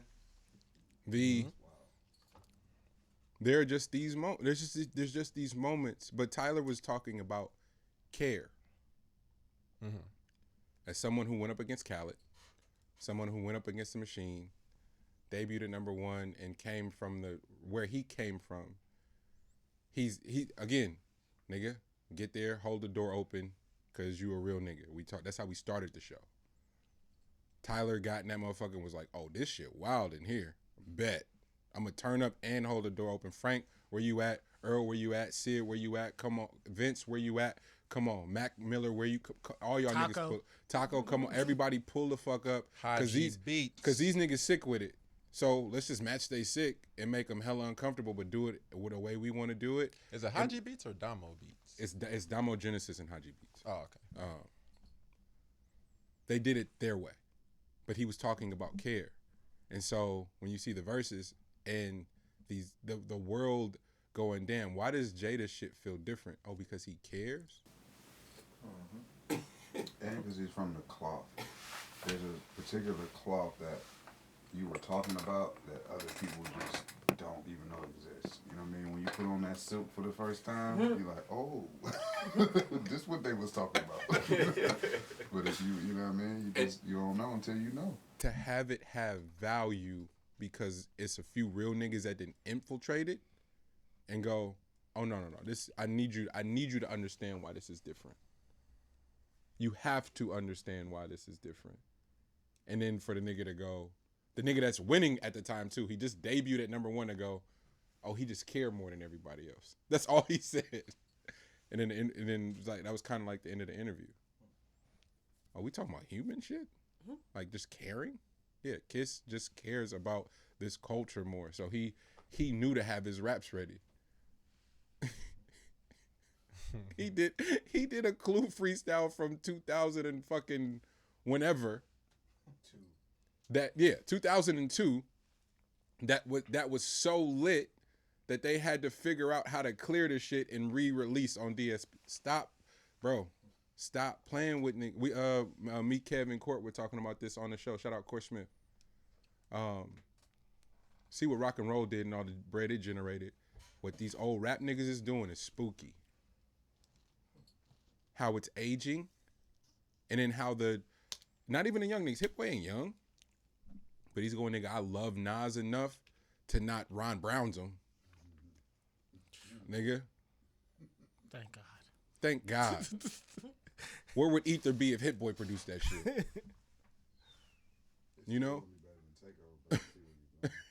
No, I feel the same. I feel the same way. But yeah, no, definitely not that. But when niggas, Hit Boy just cares about Nas. I want Nas to sound good. Nigga, every time I see Nas, is fucking him and Puff Hate Me Now on the roof. Nigga, that's how I want to remember him. Belly, the opening scene in Belly. Don't you dare play with that man likeness. Belly 2. Shut up. Shut up. No Belly 2. Yeah. What game brought to that?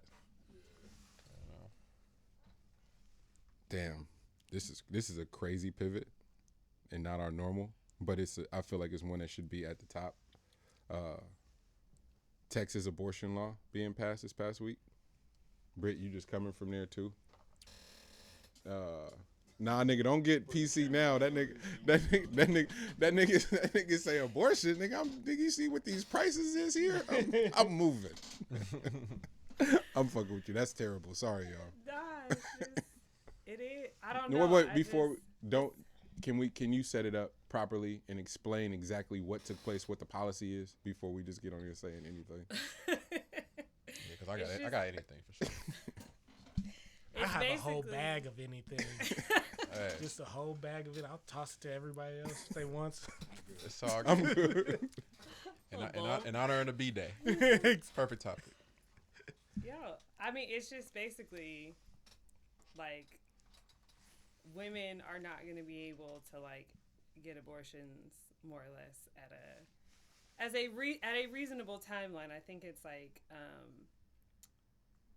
it's not 6 weeks, it's more than that. But whatever the timeline is like if you were to accidentally get pregnant and you have to wait for it to like miss your period, like, depending on when in that timeline you got pregnant, at some point, like, by the time you wait and find out that you missed a period, there's a chance that you could not be able to then have an abortion because of, like, what their timeline Because women are late.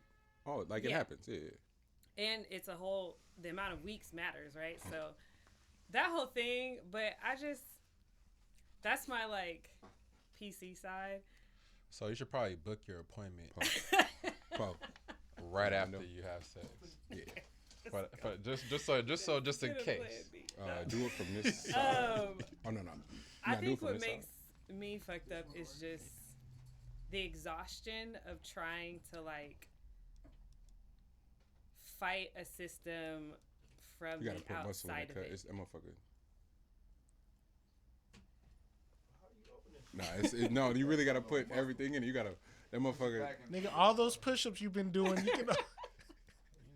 do both of those at the same time. But I think it's Yeah, fighting a system from outside of the system just feels kind of exhausting to me at this point at 32, I guess, and just living life. Like, What is the outside part? I mean, like, I think so much of, like, what people say or talk about is, like, how society should be. We always want to talk about how things should be. And it's like, that's what makes things damn near performative, because all we do is talk about how shit should be. Mm-hmm. And we're not actually doing anything within it to, like, change it. So, like, yes, they want to talk about, like, changing these laws, but I'm like, at the end of the day, anything in America that's been battled about for decades, there is a bag connected to it. Come on. Like, they don't care about what you do with your body. Everybody's like, it shouldn't be a man's choice. Oh, like, they don't give a fuck what you do with your body.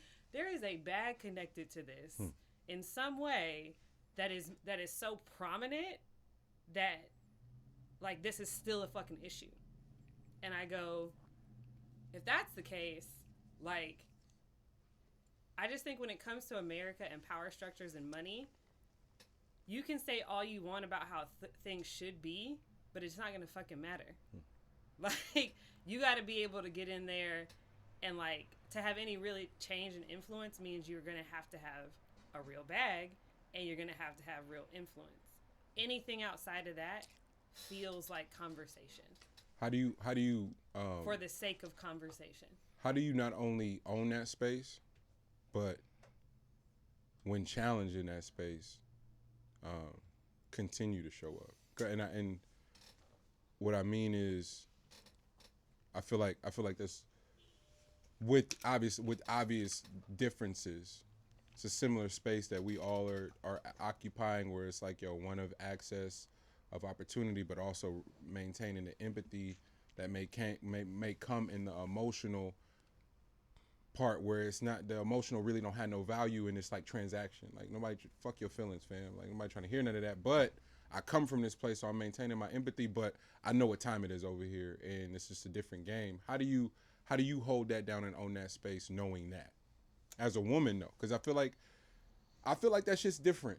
Like, niggas get a lot of terrain and a lot of, just whatever the fuck to be like, nigga, that's some soft shit. At the end of the day, like, even in the lens of the blackness, it's like, be empathetic to the poor folks and those that don't have. But there's a certain capacity where niggas can just be like, oh, that nigga's soft, and just disregard it and pivot. Where women have to love on not only black people as a whole, but especially black men, and be like, coddle them, and nobody's calling that nigga soft. So how do you own that space as a woman with that mentality? I mean, a lot of times it's just conversations that I know just not to even engage in, because people talk a lot about being open-minded, but what they mean is that they think that their version of what they think is open-minded, but it doesn't actually mean by the definition of what open-minded is. So my thing is, I think, especially working in school systems for 10 fucking years and hearing people tell you shit all the time, and you there for the kids and all this other shit, but you recognize, oh, this is a bunch of bureaucracy that's never about to fucking change. It changes how you then move in the world, where you're just like, oh, like, we just talking. We're not doing shit. Right. We just talking. And the people who have been making decisions are still fucking making decisions. Like, the people, that's why I'm like, people, this is a whole other rant, but people in power are apolitical. Right. Like, there is no person in power who's like, I am a Republican. They don't give a fuck about none of that shit. What are you talking about? They're outside of the chess game moving the pieces. We're the people in the fucking chess game arguing about, are we black or white on the board? Yeah, but like, they've done a great job making you feel like you're included. Like I think it's just about inclusion. Like if you feel like, you know, if you're in a mass group of people, then obviously you're a pawn. So they just need to make you feel like you have a position for you not to be, you know, deal with like being an anarchy basically. You know, something that wants to be down with the establishment. You can't like get everybody to move together for that. So let's get everybody emotionally involved in something that they can talk about and be very angry about and not know that it's not going to change. Exactly. And that's the space I occupy, is like, whoever are making these decisions are making these decisions, and we can talk about it all we want on Instagram, but it's not going to do nothing. And so my thing is, so then, You can get some likes, how though. about you? You know? Right. Get You your some likes up real quick. Get your Get some impression. follows. Get your Right. impressions up real quick. Double tap me. So the Status, question you say? becomes, how do you Impressions. actually Engagement. make a change? When you talk about, like, when we full circle, when you talk about Rockefeller and talking about like the family tree thing that they have, which means the amount of doors they open, but then you have to think about the amount of people that those people on that shirt influence every day. Right. Whoever's at the top of that shit has been moving quietly for so long, Right. disagreeing with a lot of shit and just being like, I'm just gonna put my head down and go get the shit done. Right. Because a lot of y'all people ain't really about that life. Right. Ho. Absolutely. Dame. Every 3 months, Dame pops out and every goes, chance you get. Hove took everything, and Dame just okay. Just like all right, my nigga. I don't. What now? NFT. What? All right, Dame. What now? Hove just keep it lit. Right or wrong, my nigga. We had a bigger play at hand, and you couldn't figure out how to fit in the system. I'm sorry. That's on you. You got to figure this shit out. We got a bigger mission at hand. You still talking to me about right or wrong? To your point, it's going to take us a bag to really do what the fuck we need to do. We in or we not? Now, Blue and them might have opportunity to talk about right or wrong, but in host position, nah. just like Jaden and Willow has the opportunity to talk about what's right and wrong. But they Will- they much rather just go do like that. No, I'm talking about like what you do. What you do is on the form of like really going after what could potentially be right, as opposed to like what your parents did and what they've done wasn't always on the side of right. It was just a matter of thinking this is what this is what has to be done. Yeah. Not on the side of like what is completely right. The children have a chance to be on the chance of right just because of what the parents was able to do on the side of walking the line. I'm sorry. That's what it looks like with real niggas on the other side. They kids turning into niggas that's just making shit. Nigga, water. Flint need water. Water, nigga, bro. my little white partner doing that shit in his backyard. We'll send him a box. Nigga, like what's that? And then Jaden just sends a whole fucking factory over there. Yeah. Cause he been working on the shit. You know, I like bet, my nigga, have every meeting you want. I want to do this. How can I help? Nigga, we're doing every day, for better or worse. Yeah, but how can I help though? Keep asking while Britt's like, hey man, I'm about to pull up on you with coffee and run this play real quick. I got niggas that's hitting my phone going, hey, can I pull up on you? I got a play for you. It's niggas sitting courtside going, how can I help? And you watching, nigga, you sitting in here asking how you help. It's a stranger in that's 3,000 miles away going, bro, I got a play for you real quick. You want to bust this down? Yeah. But you sitting right here going, how can I learn? Or you could just Or you could tell them and they'd be like, man, I don't want to do that. I don't want to do that one, That's- man. that's the one. How about check out something else? You got another way? Is there another play I can do? another way? That's kind of what I want to do. They're gonna pick and choose which one it is, which one is gonna be their play. Nah, man, I want the cool one, man. I want kind of like, like the shit that you do. Not knowing any clue what you actually do. It's like, wait, okay. I think I know what you mean. No, all right, yeah, I'm bugging. The funniest part is when they find out what you really do, they be like, "Oh, that's what you do. I don't want to do all that. Yeah, Can I do half of what you do?" Or how do I just look like what it is that you're doing? That's the one. That's the one. With that, I had an encounter this week, and because I maybe this fits, maybe it doesn't, but it was like, should our learning come at the expense of another individual? And if it does, are they obligated to communicate like, fam, what the fuck? Like, and then give you the space to explain it? Or is it just keep it lit and leave everybody where they are? You on your way with the new information and not with this person, and them going, damn, fuck Kev. You mean like his partner? No, exactly like his partner. Fuck them niggas. Should you get all this new information? Should that come at the expense of a person? No. No. What if that person goes, I feel like it is. What you mean? What do you mean by expense though? Like, Yeah, I was like, I need a. You get. I just learn failure, success. There's a lot of data in there in those spaces, like even failed relationships. Like I told Tina the other day, I was like, bruh, like, I got to keep it all the way of being, nigga. With all that bullshit before, I would not, like, I'll have these moments where it could be the most nut shit going on. Like, we could be in the middle of some shit, and I'll go, bro, I need to text her and just go, I'm hella grateful. I wouldn't have done that before, because just the awareness to even feel that, like, it won't be nothing going on. Be like, God damn, like, I'm lucky. It's lit for real. And just sitting that and just going about our way, but it's an internal thing. It's like an internal clock. Like, I don't have an alarm clock to wake up. I wake up at the same time every day. It's one of them things now, but it wouldn't come without the context of all the bullshit before. And that's not all on the other person, not like just the type of time I was moving on. But now in this space and where I'm trying to go, everything's aligned. We communicate hella well. Even when we funkin', it's with the solution in mind, so it feels progressive. It don't feel stagnant. And that's the only thing I asked for up front, was like, bruh, don't manipulate me on some emotional shit, because I don't, for whatever reason, I have not figured out how to respond well to that. If I can feel something is wrong, my nigga, because part of my job is feeling, and I go, hey, what's wrong? And you go, nigga, nothing. And then you go, you spaz on me about something that don't have shit to do with shit. I don't bounce back well from that, because you just whoop me. You just finesse me. So now I'm tripping.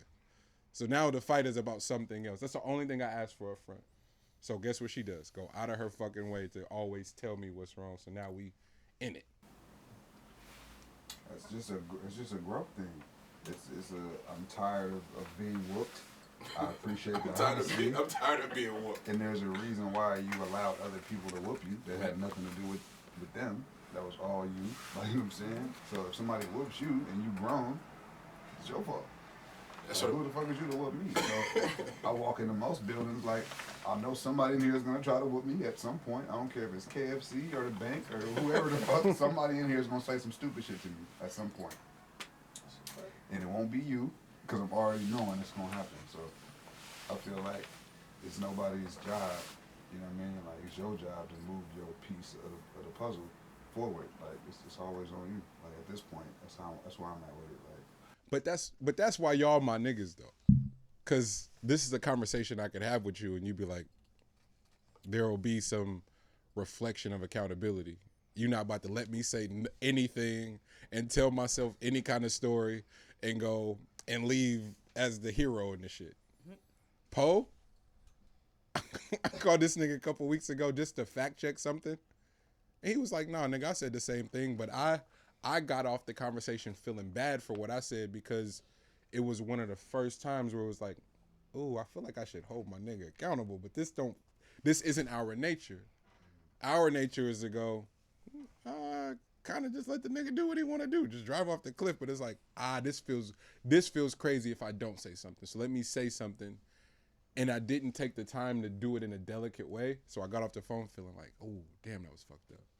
Called Poe. He was like, no, nigga, I said the exact same thing, but probably worse. I was like, oh, bet. I was like, oh, that's why you the nigga, though. Who got time to be lying to niggas if they say they love? If this your nigga, you catting off, cuz.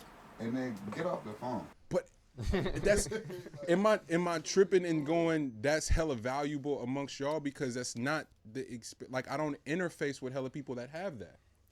People They got a don't know how to not take something personal. Most people, your whole world is you. And everything that happens in that world is somehow about you. But it's weird because the reality is it is about you, but not in the way that you think it is. Like, everybody's sitting here being mirrors for you that you should be getting information from about yourself and like adjusting and discerning and all that other shit. But like, people think that everyone is there to appease them, not that everyone's here for you to learn from. Like, that's completely fucking different. And then when you switch your perspective to like all of these interactions or shit I'm just supposed to learn from, good or bad, then that's why I was like, what you mean at the expense of people? Because I feel like people are what we utilize to end up learning shit, unfortunately. And it's not like we don't mean to like hurt people doing it, but I think our relationships with other people and those experiences help us to learn if we're willing to like see it that way. So it's like, it is kind of at the expense. That's why I asked, at the expense. Morg, we love you. Thank you for everything you do for the show, for me individually. But we were having a conversation. I was like, nah, nigga, every relationship is transactional. During COVID, literally the only people I talked to, Kev, I like physically talked to Kev and Reeg, everybody on the text, but on the phone was Kev and Reeg. Reeg called and said the most specific prayer. Because my own personal mission was to get more discipline in my prayer. And I said that to him like right before I got sick. So he's like, hey bro, I know you're trying to get your energy up and your respiratory, like, but when you're ready. And so by the time I was ready, he called and he was like, hey, my specificity in my prayer is because I've gotten to learn my brother and what he is identified as his purpose. And that is serving the people he loves and has identified the value in their stories. He's like, the only thing I'm praying for is that shit is reciprocated. Because I know how he pull up. So he need that back. It's like, damn. It's fair. Hey, I'll take it. We rolling. Thank you. I'm like, damn, that's like how did we arrive there? And then the more I start to unpack it, I'm like, dang, like, and then I'm talking to Morgan, I'm like, nah, nigga, every interaction in relationship should be transactional. Everybody pulling up and adding value, and we trying to build something, and I'm only showing up based off of how you articulated what your mission was. Lex goes, bro, I want to be a director, I want to be a writer, and build a film house. And then niggas proceeded to do everything in the proper order to do that. And I'm like, how could you not show up for that? Based off of what you've expressed. Man, we're trying to build this company, trying to do this. All right, bro. Well, hey, Monty, if this is what we think in a single is, nigga, let's revisit this sample.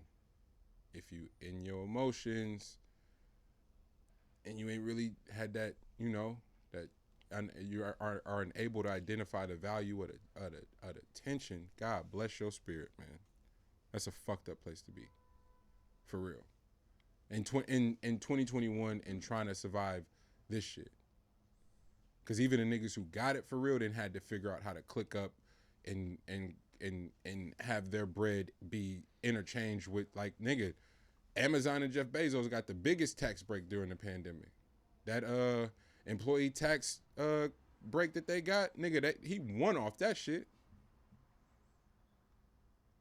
Hey, Elon, nigga, you know what they doing right now, right?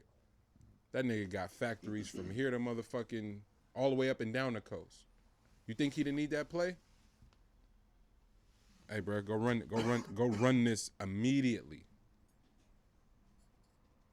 I don't know, bro. I'm just that had me thinking is like what at because I gotta get it. I have to. Point is just data. It's all supposed to be data. As soon as you assign an emotion to it or a feeling to it, you fucked up. And it's not because you're supposed to be a robot, but you really gotta discern the two. This ain't about nothing. I don't like that shirt. And you go, oh! Like, nigga, I just don't like this shirt. It's not you a bitch ass nigga. I just don't like this shirt. But it's not you. Like, you know what I mean? That's why I'm glad you're here, because that's the like, Monty, how'd you do it? Like, bro, I had to go work on me and how I receive feedback. I've told you this a million times, but to say it on the show is different. We're finishing Kev's album, and one of the songs in my mind that was, nigga, post-production, I just knew this song was skipping that process. In my mind, it was skipping it because it was done, right? I made the beat, nigga. He ain't gonna want to do nothing of that shit, nigga. The last day of mixing, this nigga goes, "Hey, bro, I don't think that sample is it." Excuse me, but excuse me. But it was all so before you got here, we were talking. I was telling my own personal journey with feedback in that capacity, and telling myself that I was more evolved than I actually was until you get in a space where whatever your contribution is challenged and you receive it a certain way, and instead of applying it, you do the emotional thing, right? So I was taught my journey, but this is that. We're in the session. This nigga does that, and I think he could see the what the fuck on my face. It was like, I mean, we could do it. We don't have to. And I'm like, nah, nigga. All right, but I'm because it's rewiring is hard as fuck. You have those moments, especially fatigue too. That's right before I got sick. So fatigue will have you fall back on bad habits, my nigga, like no other. So the agility, the emotional agility has been serving us so well, but now you tired, so now you reverting on that bullshit you used to be on. No. I was able to correct my shit. Monty mode, nigga was about to set in, nigga on that ass. Nope. Fight it. Almost diverted. Almost. Fight it, bro. Fight it. Yeah. Fight it. Yeah, but first sample, G. First sample. It was literally the first one. He's like, nah, bro, that's it. And then the song just went on one. And I think about Ye. I think about Dre. They get credit for a lot of things, but it's that thing that they don't get credit for. If a better idea walk in that motherfucker, what's that?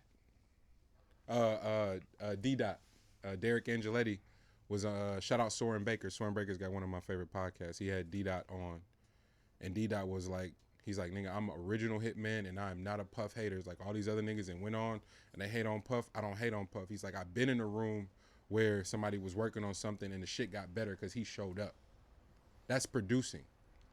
We didn't want to do, what's the Mace record that they sample Kool in the Gang, Hollywood Swing. What's that joint? Was that Money Talks or whatever? Yeah. Yeah. Feel so good? Yeah, feel so good. Puff comes in and is like, hey, can y'all do this? D-Dot goes, man, Too Short just did this shit. I don't give a fuck.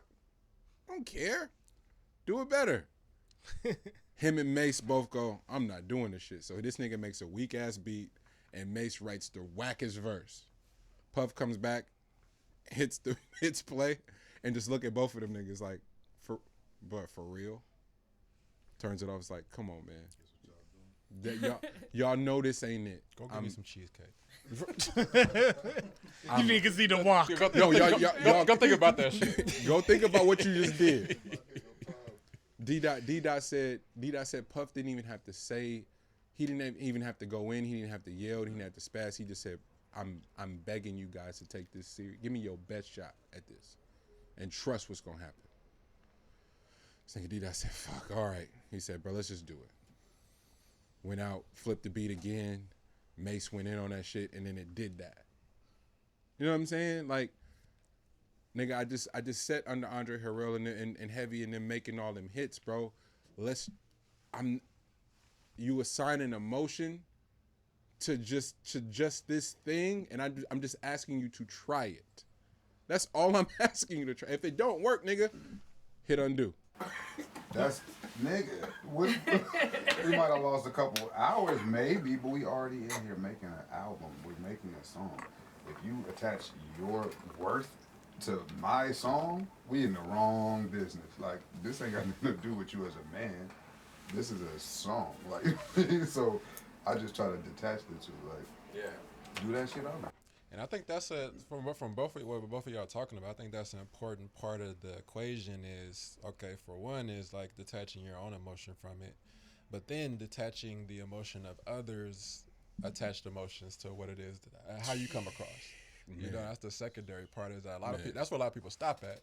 Because once somebody start giving them emotion, is where they like, oh well, you know, I guess if since you're giving me emotion now, maybe I should like cede a little bit of this control, just because like I'm obviously visibly making you feel a certain type of way, and I don't know how to interact with that part, especially because I understand I'm no longer attached to my own emotion on this particular Yeah, so I just keep going back to what you were saying, because that all those things to me like tie in together. Like I can't really make anyone else feel a way. You feel that way, but if I start to I'm sorry. And I was The in-between gray area. We not making music no more. Yeah. Now we doing something else. So we like having a counseling session, or it's like, bruh, that shit was weak. This is now human resources. Yeah, you know what I mean? And if he trusts me or I trust him, like, I've been making music for a long time. He making music for a long time. I got a lot of ears. I got a lot of time listening. I got a lot of stuff. I'm like, hey, man, change that kick. It ain't out of thin air. It's not a dope fiend told you to do it. Nigga, it's me. Like, nigga, it's me. It's me. Like, you know what I mean? So, yeah, let's do it. I fucking hate human resources. Like, that's the moment when your company about to go under, bro. Once you add human resources, What even is it's feelings. It's everybody's feelings in a room. That's it. Lex Bub, Starlink. The fuck is that? Does anybody know what Starlink is here? So now it makes me now I'm even more scared. So in 2013, Jeff Bezos put a line of satellites up in the lower orbit of the world, and they go around the world, and it's to give the world wireless internet.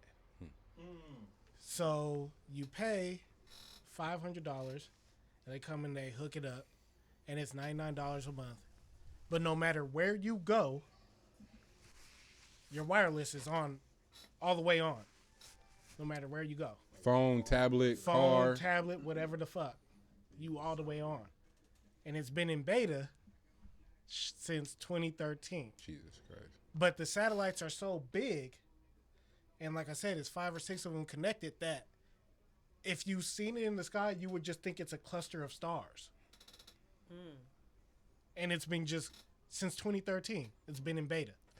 So I imagine there's some conspiracy talk and like some social justice shit that should happen. Nigga, send me the link. I need that ASAP. What? It's not even a conspiracy. It's just when somebody told me about it, I was like, I've never heard of this. You signed up? Nah, I didn't sign up. Apple connected to that. Their next phone supposed to hook up to satellites so you get service everywhere. See? I mean, wasn't that a thing? So I can bypass T-Mobile and just go straight to Apple? Something like Hey, that. it's lit. Apple Fuck probably T-Mobile. about to do it for the iPhone 13. Nigga. I was thinking In the same ghetto. thing. In the Hey. ghetto. You'll be Nigga, both. Only- you bypass T-Mobile. But hey, only thing about T-Mobile though, when you international, that shit free. So that's Hey, T-Mobile be touching shit though. that little pink line nigga be out there somewhere. But wasn't that already a thing though? Like, wasn't that like the idea was that we were about to get so connected to needing electricity, or not needing electricity, but needing Wi-Fi, that we will end up having to just pay for it basically. So just overall pay for it, huh? Facebook does that shit too. Yeah. So I thought that was like a play though. Like, of course, like everything will be tied into the internet naturally. So at some point we would have to be able to charge people for this thing. So at some point you'll have to just pay for Get to the access to that. Otherwise you'll basically be off the grid. Yeah. You know what I mean? Like you wouldn't be able to be a human being basically, be an outcast from the overall thing. And that's the way that they're going to strong arm everybody into getting this thing. Yeah. So Starlink makes sense. It sounds like that's something that they're, you know. right on brand. He just was like, I'm gonna make the play now. Yeah. I'm just tripping off the fact that Between it's been between that and water, bro, you gotta get in on the ground floor over here. exactly. Niggas is running out of water, bro. So you gotta get in on the. How do you get to those mines, bro? I need to get in on the water. But since 2013, But I asked everybody in this room and nobody heard nothing. But all the great things I feel like get tweaked. Like I'll reference the album again. Martina just texted me, tell that nigga Kev to drop the album. This nigga would have been dropped it if it wasn't for my annoying ass. Like, no, bro, we can. I know. And then now he like, oh nigga, we can go tweak this. Like it's just like, this shit really feel good to keep, and then to play ears, and then to have tracks go, nah, bro, add this, bro. Tracks a Million is adding idea. He telling, why wouldn't you listen to him? Fucking Bedrock, nigga. Bedrock, like, bro, these, and it's crazy. I thought about this the other day. Why I love the sample for Therapy was the strings, but the strings and the vocals are buried in the fucking sample. Bedrock replayed the strings, but he played them on some Motown shit like that. That shit mean the world. You know what I'm saying? Like it's really nuts for real. But it's, how long do we get, like, if Poe got an idea, can we have, are we committed enough to go meet once a week for his concept? Not As a Man Thinketh, Think and Grow Rich. Henry Ford's Thinking Circle, the Goodyear nigga, Goodyear is a person. That ain't just a random branding name. That's a name. He was a part of the crew. Not Pennzoil, but whoever the other oil nigga was in that crew too. And they would meet about the Model T. So Henry Ford's idea, but in the process, the nigga go, well, I'm gonna make tires. The other nigga go, I'm gonna make the oil. We all get rich. We all get rich and put a monopoly on the automobile industry. But that goes back to like me talking to you about this pod. Man. And about just, nigga, you do the pod, I record it. Man. It's all content. Man. And it will catch. But the beta, you just said it, 2013, nobody knew about it. Like so much of the modern collaboration value is just gonna grow my status and visibility. Nigga, I have no idea. Now. Immediately. Oh yeah, my bad. Immediately. Today. Can I go viral today? Like if I post this, will people care? I ain't got nothing for you if it ain't today. But if you lit, I'll show up. It's not if people care. It's like if a certain amount of people care. Right. Because like we're only talking about mass consumption. We're not even talking about like certain eyes or like people and individual whatever like that. Or if anybody fucks with it whatsoever. You was trapped in a closet, cuz. I don't know the hog tie people. 30 years. Oh, y'all just leave y'all cameras out in the open like this. Keenan was so out of pocket for that R. Kelly shit, bro. I laugh every time I watch it, though. 30 years. I don't know how to hog tie people. Hey, side question. Did you ever think about, like, I know we probably talked about this before, but did you ever think about niggas still being angry after 30 hours? Like, if you're on a road trip to whoop somebody's ass, but it takes you 30 hours to get there. What? 30. Yeah, like, you ever think about that? 30 hours? What would make Like, you you're that just as angry? intense as when you left the house, when you pull up. Fisher.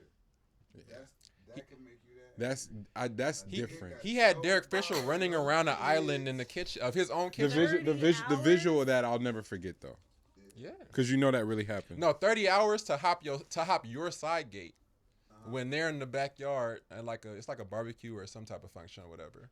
And then you chase this nigga into the house to run around your island in your kitchen that you pay for your ex-wife. This nigga smashing out with your kids. And this all came from a FaceTime 30 hours ago. That's impressive, bro. That's commitment, I guess. That's a Do you different. think- That's a Outside of different harming type of my anger. children, I couldn't imagine being that angry to do all that. Do you think he was listening to any music, or was he just watching? Yeah, like, he said Derek? it. He said it. What he say? He was listening to Pac and something else. about to say Pac as a joke. Yeah. He said yeah. That was real. Yeah. He said I definitely had some Pac on. I forget who else he said. But he said I definitely had Pac on. So it's a 30-hour. And he drove not Steven Jackson, but whomever he was partners with at the time, he drove their Bentley on flats to go to the gas station to be able to gas or to pump the tires up to then drive the however fuck long he drove. The Bentley was in the garage on flats because the nigga was like, it's in there. He's like, man, I'm not driving your Bentley. So he was just driving the Range all summer, rich nigga shit. And the Bentley went flat because it was just sitting in the garage all summer. So this nigga drove it to the gas station on flats to mob. Hey, That's he, the one. he needs right a there. trophy for that. It would be like a gold steering wheel or something. Comfortable. It's a comfortable 30 hours. Yeah. Yeah. I mean, but at that point though, Once you stop to get ice cream, you like, And you still mad? So I'm like, yes, nigga. you had to stop and eat. yeah, like at and any stop store, like then you got snacks for the road, bro. What are you you doing? had to use the bathroom and you still. No, but after Nah. 30 hours, bro, there's no way that you're gonna be able to hold me back. So there was nobody in the household that was gonna be able to hold me back. I don't care how many times you gotta run around this island, my nigga. At some point, you're gonna get more tired than me. Because, nigga, I already drove 30 hours, Yeah. nigga. I'm not getting tired. And there's nobody in this house that can hold me. Like, nigga, I don't care who's in here and say, that's a bad idea, But to- whatever. I'm but about to to go to get jail, to- blah, blah, blah. Gee, you get to your crib. Yes. Okay. Because niggas have a different outfit for when they at their house versus when they go somewhere else. Yeah. So if the nigga had any of the items that looked like he was at his house, Mhm. nigga, you probably got on shorts. He had house slippers on. He got on the no. He rich. He got on Birks. He chilling. Burks. Wait, do you think in this Toes 30 out. hours? Toes out. No. Not Birks with the socks. His toes is out. For Toes real. out, yeah. And Derek Fisher for sure one of the niggas that cross his legs and pick his toes at like Yes. he one of them Yeah. rich niggas. Like Yeah. he dim. Yeah. So he moving different. Oh, you comfortable. My Yeah. bad, bro. My bad. Well, do you think Baby that Yoda on the boat in the baldy. at some point in the 30 hours, like at hour 25, he may have felt like, all right, bro, I'm doing but too I'm much. too far. So Yes, I gotta absolutely. Do that shit? On principle. I'm going. Now I'm here. My nigga, That's what made him more It mad. would take me longer to go backwards than to keep going. I'm mad now. My Yeah. It nigga. just seems like so much time to have. Because it's to- like, ooh, I can't even turn around, nigga. Okay, wait. Maybe I'm missing something. Did he do something? Derek Fisher didn't do something to his kids or nothing, right? It was just. Nigga, you're my ex-teammate. Didn't tell me. You're fucking with my ex-wife, my baby's mama's with my kids in the house, and don't ever say nothing. And the initial question is just like, when did you start? Like, when did you start the whole process of No, getting in? and I don't have to ask you that because my son on accident went, oh man, Dad, Derek here. Like the nigga been here all the time. So now I'm tripping. Yeah, because you know that's what he said. What? Fisher? No, that's nigga. Matt Barnes' reenactment of what happened is verbatim. What we're like, this ain't speculation. The nigga, his son was on FaceTime like, oh dear, Dad, Derek's here chilling. He's doing what? Derek who? Nigga, your teammate. What you mean, Derek? How many Dereks we know? Like, come on, bud. Yo, nigga. Hey, you was with playing golf last week. That nigga, yeah, he fucking I mean, What? teammates try to slickly get in the shit all the time, or just niggas in general try to Facts. I was slickly get about in to the say, shit. not just teammates. Yeah, not just nigga. teammates, but like Jesus. that. I mean, if you're in the NBA, nigga, that's just natural, or whatever, right? Like niggas is always looking at other people. We not friends. Yeah, that's a given. But And the I fact that this told actually you- transpired, I told you it goes back to niggas want to fuck what the other nniggas been fucking. all the time, It all don't the got time. nothing Yeah. to do with the female. That's been That a nigga's so weird. all the time. That's why so I don't get weird. this, because I'm like, when it comes to like everybody that I know that's connected to LA niggas or like entertainment niggas and NBA niggas, they all fuck the same bitches. Absolutely. So then I go, so why is this a 30-hour problem? Like you knew what was up. No. Not as the ex nigga. You don't know that's up. You don't know that part. You don't know that you actually about to do this. But when it actually transpires, Because in my mind, it's not a woman on this planet I'm fighting a nigga behind. But that Ting, it was no. it For wasn't real. over right the now, women, right though. It was now, over Paul, principle. right now, me and Ting got 3 kids. I already told her. It's like, nigga, don't you dare. come drop my kids off with the other nigga in the car. I'm killing you and him on principle. You the nigga in the car. Nah. And don't let me be paying alimony, nigga. Nah, y'all on bad terms, so he drop her off. Drop off what? the kids. But he she not even in the car. She ain't nowhere to be paying. Hey, Derek and the boys on the way. It's Oh, not you the think? Oh, fade you that's really the think? problem, You it's think the I'm a? 30 hours. You think I'm a sucker for real? Completely. So now. Why he didn't just fly and get a rental? I'm like, it's the 30 Also, hours. you talking functionality? You talking? Yeah, I'm literally like, Okay. by 30 Okay. hours, I would have been like, this is too exhausting. That's like, that- if that's day if you two. did this shit and I saw you on the street, absolutely, I'm whooping Oh, your y'all ass. rational. But Y'all never 30 done nothing hours? manny in the midst of fuck you, bitch. Nigga, I've walked I ain't got kids. 5 miles in the snow on principle before. I mean, sick, the for idea real. was great because you was. Fuck you, bitch. Me and Buddha. I got Buddha on the leash. Buddha looking at me, nigga. It's 13 below, nigga. Put me back in this car. You wildin'. Nah, but Monty, you just got done with a smoke session, so and that was what you got off your face, huh? Fresh off of one. You gonna get in that car. Like if you just got done with a session. Oh, if I just smoke? Yeah. Oh yeah. No. Just smoked, and now I'm not doing none of that shit. But not if I didn't meditate. if I didn't meditate this morning, nigga, I might trip and do some stupid shit on sheer principle, nigga.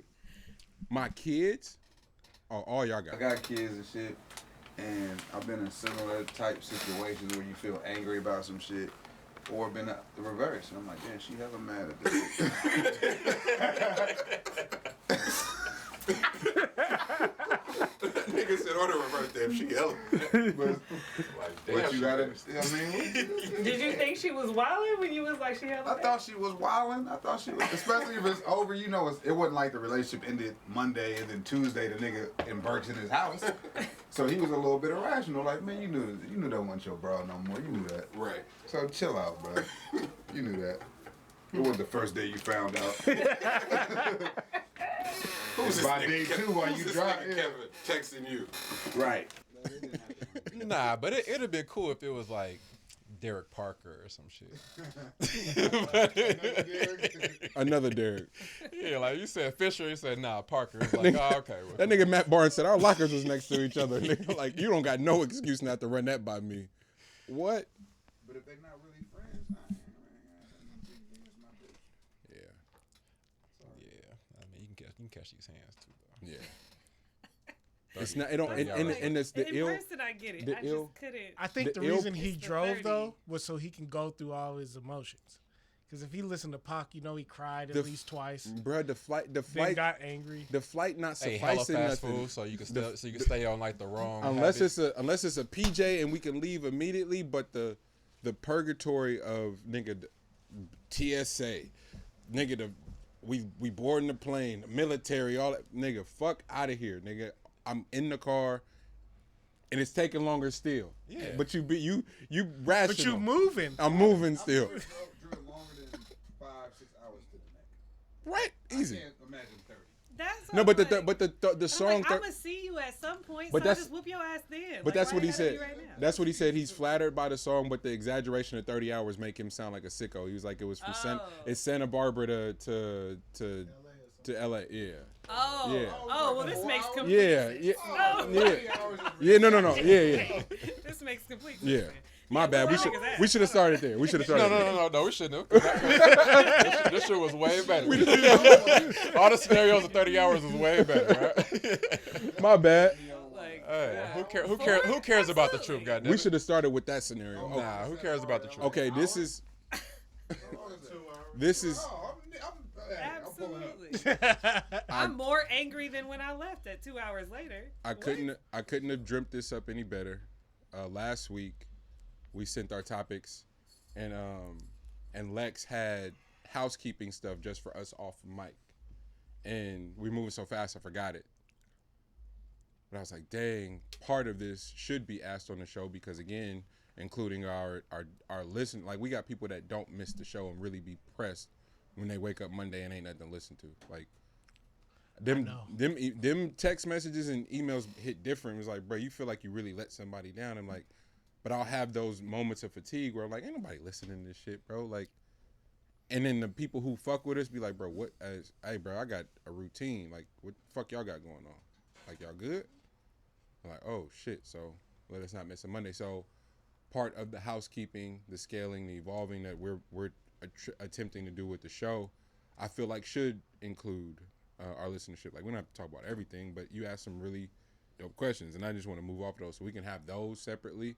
But what I did want to ask for the listeners was like, yo, please, we want to call this a feedback circle because our day ones, let us know just what's missing.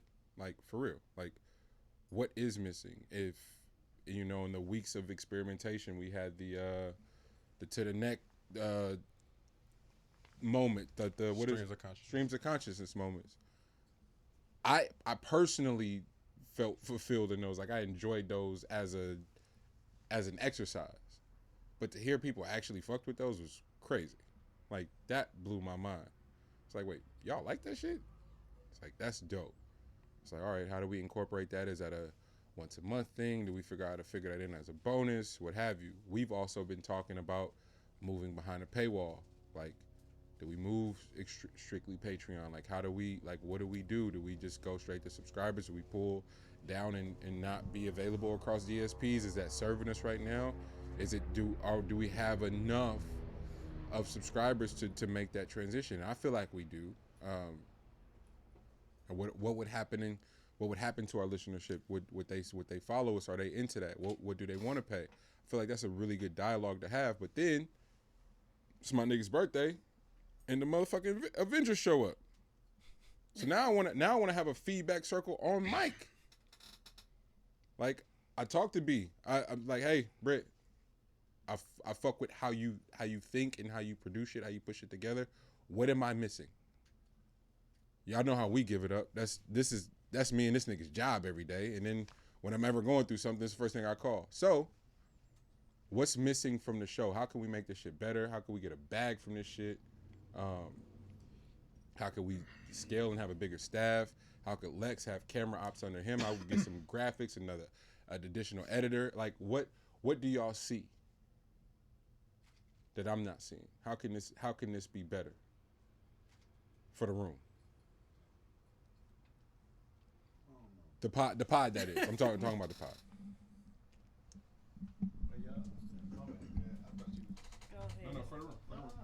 Yeah, I think y'all should. Nah, man, I don't know consistency, bro. Y'all already are in that zone of making a product and y'all beta testing online. And I'll go back and watch other episodes. Right now, it feels like a pod. It feels like where you want to be. The topics are filtered, different guests, different people, different energies. Like, shit, I'm gonna put some lights in this motherfucker. I mean, it's a vibe. Even that. Like, it's already, it's tight, bro. It's tight. It's definitely tight. I think ain't nothing gonna make it catch on bigger other than you being consistent and just it falling in luck. When Lady Luck show up, y'all already got 200 episodes. Like, so shit, man. Yeah, being there when it do. I mean, this is what podcasting is. Man. It ain't a TV show. Yeah. It's this. That. So I'm so glad you led to that point because we were talking about the business and like really wanting to understand the business. So I was using Joe Rogan as a frame. It's like that nigga got, what is Lex? Is he 3,000 episodes now? I think so. Yeah, 3,000 episodes. But remember watching and being in college, watching some of the first few hundred episodes, the old school webcam on top of the monitor, like that shit looked nuts, nigga. They in his computer room at the crib, and the homies just either pull up or what have you. But again, it's beta, it's the beginning, and they build a community and a network that way. And then he get into episode 1,000, and now he's got enough of email subscribers and so forth to book his own tours for his comedy. And then loop the pod in on the backside. Tax Stone Poe. Remember we started listening to Tax? Tax and Joe. That man, Wednesday was epic. But everybody, it wasn't lit like that. Like, it was the niggas in New York that had access to them niggas, and it was a few people spread out through the country that kind of fuck with Combat Jack, so they knew what was happening with both Joe and Tax. And it was like, yo, this is wild. But it wasn't lit until the Drake Joe shit happened, and then Joe went to Tax shit, and then them niggas got into it. Now they viral all over. Oh, this is a conglomerate. I see what's happening here. But we talking almost 200 episodes in. But when that shit cracked off, Mark Maron is at episode 2000, I imagine by now. He's somewhere around. Somewhere in that ballpark. You know what I'm saying? It's a few. And man, the other day I had to post about it because I personally wouldn't love it as much if it wasn't for Combat Jack, and he wasn't doing nothing crazy other than he was going, these are the people that I admire, whether they have legacy or they're just getting started. I want to give them a platform. That was all he wanted to do. So the first time I heard about Bomani Jones' story in full context was on Combat Jack. Jamel Hill's story was on Combat Jack. When Dame was able to go talk crazy was up at Combat Jack, and it was like, oh, this nigga not nuts for real. Them niggas was just hating, and he built it when everybody was saying no. He just had never said that anywhere because who was gonna understand it? So he talked to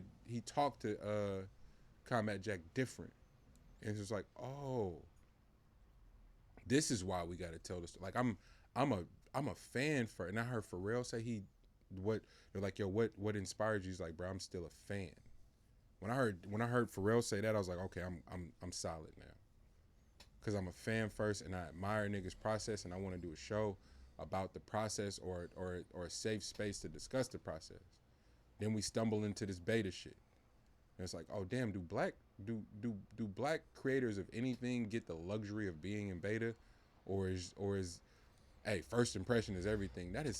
What are you talking about? No, it's not, nigga. Get yourself up and pull the fuck back up with new whatever. Apply it and show back up. And so I appreciate Kev saying that. Poe, Britt, like, we'll start with y'all, then we'll get to the guys. Do y'all have anything that will help the show scale that you see that we may not be seeing? If it's from a branding, consistency thing.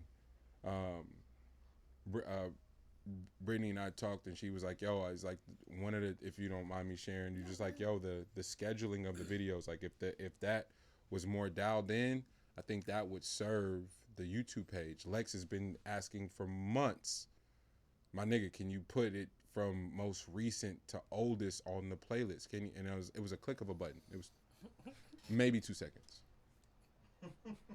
Sorry, nigga. Fuck you want me to say? You see how he's looking at me? Hey, that's where the sorry come in at, my nigga. Sorry. Lex been waiting for that sorry for 5 months. Sorry, man. Shit. It's where we are, though. Y'all the flyest niggas I know. What we need to do? Sound like y'all been doing it though, honestly. So it ain't too much rebuttal I can give as far as just content. Or snippets like y'all been putting out and shit like that. So just about a little bit more marketing probably. You know, just putting it more out there. Yeah. Like anybody else or anything else that you're trying to sell or get across. Yes, sir. But yeah, that's about it. It's been got too much critique. Big dog. Yeah, I mean, on the marketing end, I think that as much stuff as I've started to research as a podcaster, like it would have to be like a real commitment to that end and really past IG. Like there's so many other platforms that actually grow podcasting. Facebook is actually significantly more like viable in promoting numbers in podcasting than Instagram is. Pinterest and LinkedIn are actually like higher, Pinterest. Yeah, are higher ones for podcasting that I was like, no, I'm definitely good. Oh, passing it. You gotta tap it. What? You gotta tap it. Tap it. Yeah, tap it. Oh, shoot, there we go. He wanted you to pass it on. Yeah, tap, but tap, yeah, pass it to everybody. Yeah, you gotta tap it first, though. What is that? Before we open. So yeah, I think that would be a way. I told you before, I'm ready to. I know that it may not like link up perfectly like that, but want y'all to go on tour. Yeah, that was the biggest note. Whenever that makes sense for y'all, like I think going on tour would do a lot to build an audience and do a lot to. I think you should have merch by the time you do that, or merch that you're prepared to sell by the time you do that. That builds an audience, but as far as like the quality of what you're doing, that isn't. That's been honed in over the past 169 episodes. That's love. That's love. So it's just the marketing aspect. And He was like, "That's what I said." and right? Kev know why I'ma laugh though. He know why I'ma laugh because you said it's just the marketing, and like Grand National started as what it started as. It morphed in what it morphed into, but none of it was organic because of what he was studying. Shout out D, love you. What she was already studying, the shit that Brookfield Deuce had already set goals for as an exec. Like that nigga wasn't playing with you rap niggas. He's trying to fucking run a label one day. And so we kept having these meetings about branding, and it's like part of the branding is having to say shit over and over again. And I'm like, I don't want to say nothing over and over. Not even part of the brand. It is the branding. It is. Yeah, that's exactly what branding is. It's just saying it over and over again so the consumer understands what the fuck is going on. Think about T.I. King of the South. The King of the South. The King, like, is he? Maybe. Maybe he is. I was like, you know what I'm saying? Like, if you say it enough times, you believe that shit. Wayne, best rapper Best rapper alive. Exactly. I made a song about best rapper. Like, damn, maybe he is. Also, pussy money weed, bro. That's a hell of a combo. BMW. Just that idea, and trying to build systems, and just where we're trying to take it to. I appreciate y'all, the family. That's how I look at it. Freak ain't here. We love you. For sure. Virgo brother. Excited for you. My nigga's birthday is on the way. September's a big month for me. The niggas that mean a lot to me. You know, that showed up and really, y'all know how I feel about Freak. Like, nigga, I can't wait to throw him his keys and his rollie and just tell my nigga I love him, you know? So that you can't really put a price on this and how this feels, what it looks like, what it represents, the building, the potential, and then as we started it, being the niggas that held the door open and create this family tree that got people at every corner, like every corner, and it's just gonna feel different. That's all.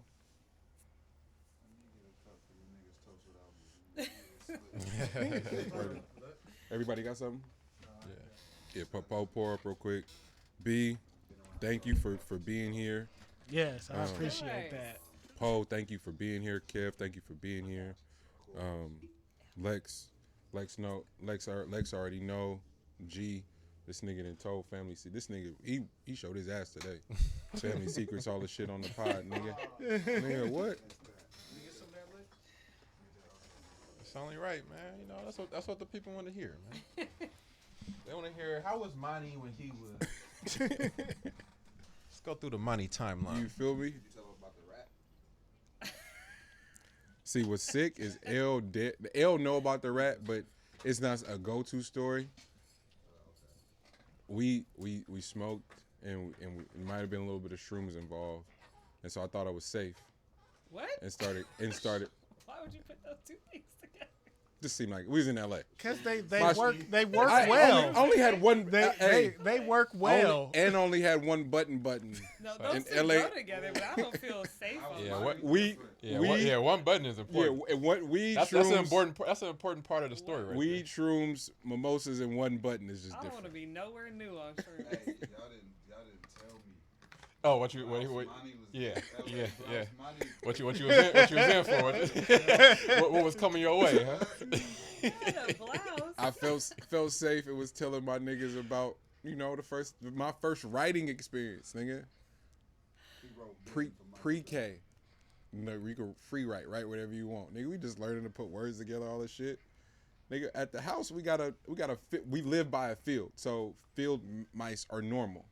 Nigga, I went to the school and wrote a story about a motherfucking super rat, nigga. Like, in my mind, this nigga was Shaq. And so I wrote about it. Nigga, CPS, the teacher, everybody was like, ma'am, he can't live in a rat infested home. My mom was like, what the fuck are y'all talking about? What? Y'all about to take my baby for his imagination? This is crazy. So I told these fucks that. And then they proceeded to make up a whole, this nigga got a name now. Jane got a theme song to this shit. Called my mama. My mama was roasted. I said, bro, this is embarrassing. Nah, mom's definitely got a face. I'm like, yep, that nigga damn near got taken away. Like, moms didn't even make it no better. She definitely co-signed like, that's real. That's real. He did Hey. that. My nigga was Willard. Boy. Willard. That's what Jay said. Oh, what did Jay say that nigga name was? No, but that's where it started from. It was Ben. Ben. Yeah. Oh man, Lex Pub, you want to leave the people with any thoughts? Shit. Happy to be here. Happy to be here. Happy to make it here. Mm-hmm. Like, after the conversation, going back to what the dude said earlier about, like, picking up and leaving. Those first two at the bottom is perfect. I think the thing that I really got from that is sometimes you gotta make the move that's best for you, because there might always be somebody dependent on you, but if they grown and they ain't your kid, at some point in time they gotta fend for themselves. And for the longest, I was thinking I was supposed to be there for all my niggas, because it's like growing up, it's like they tell you, oh, it's just you and your niggas, you know, you gotta stick together. But it got to a point for me, it was like the thing that hit me, and the real reason I left was, if I go to jail, all these niggas is gonna keep living on with their life while I sit in a box. And I was like, I need to change some shit. And on top of that, my mom cussed me the fuck out. Hey, why My mom, wait. Mom's Wait, always had the right word. Wait. Hold on. Before you go. I've had a woman say the most foul shit to me, where I thought it was just gonna. I'm never gonna hear anything this low. Yeah. Nigga, your mama cussing you out, grown, it does something different. bruh, you know what my mom said to me?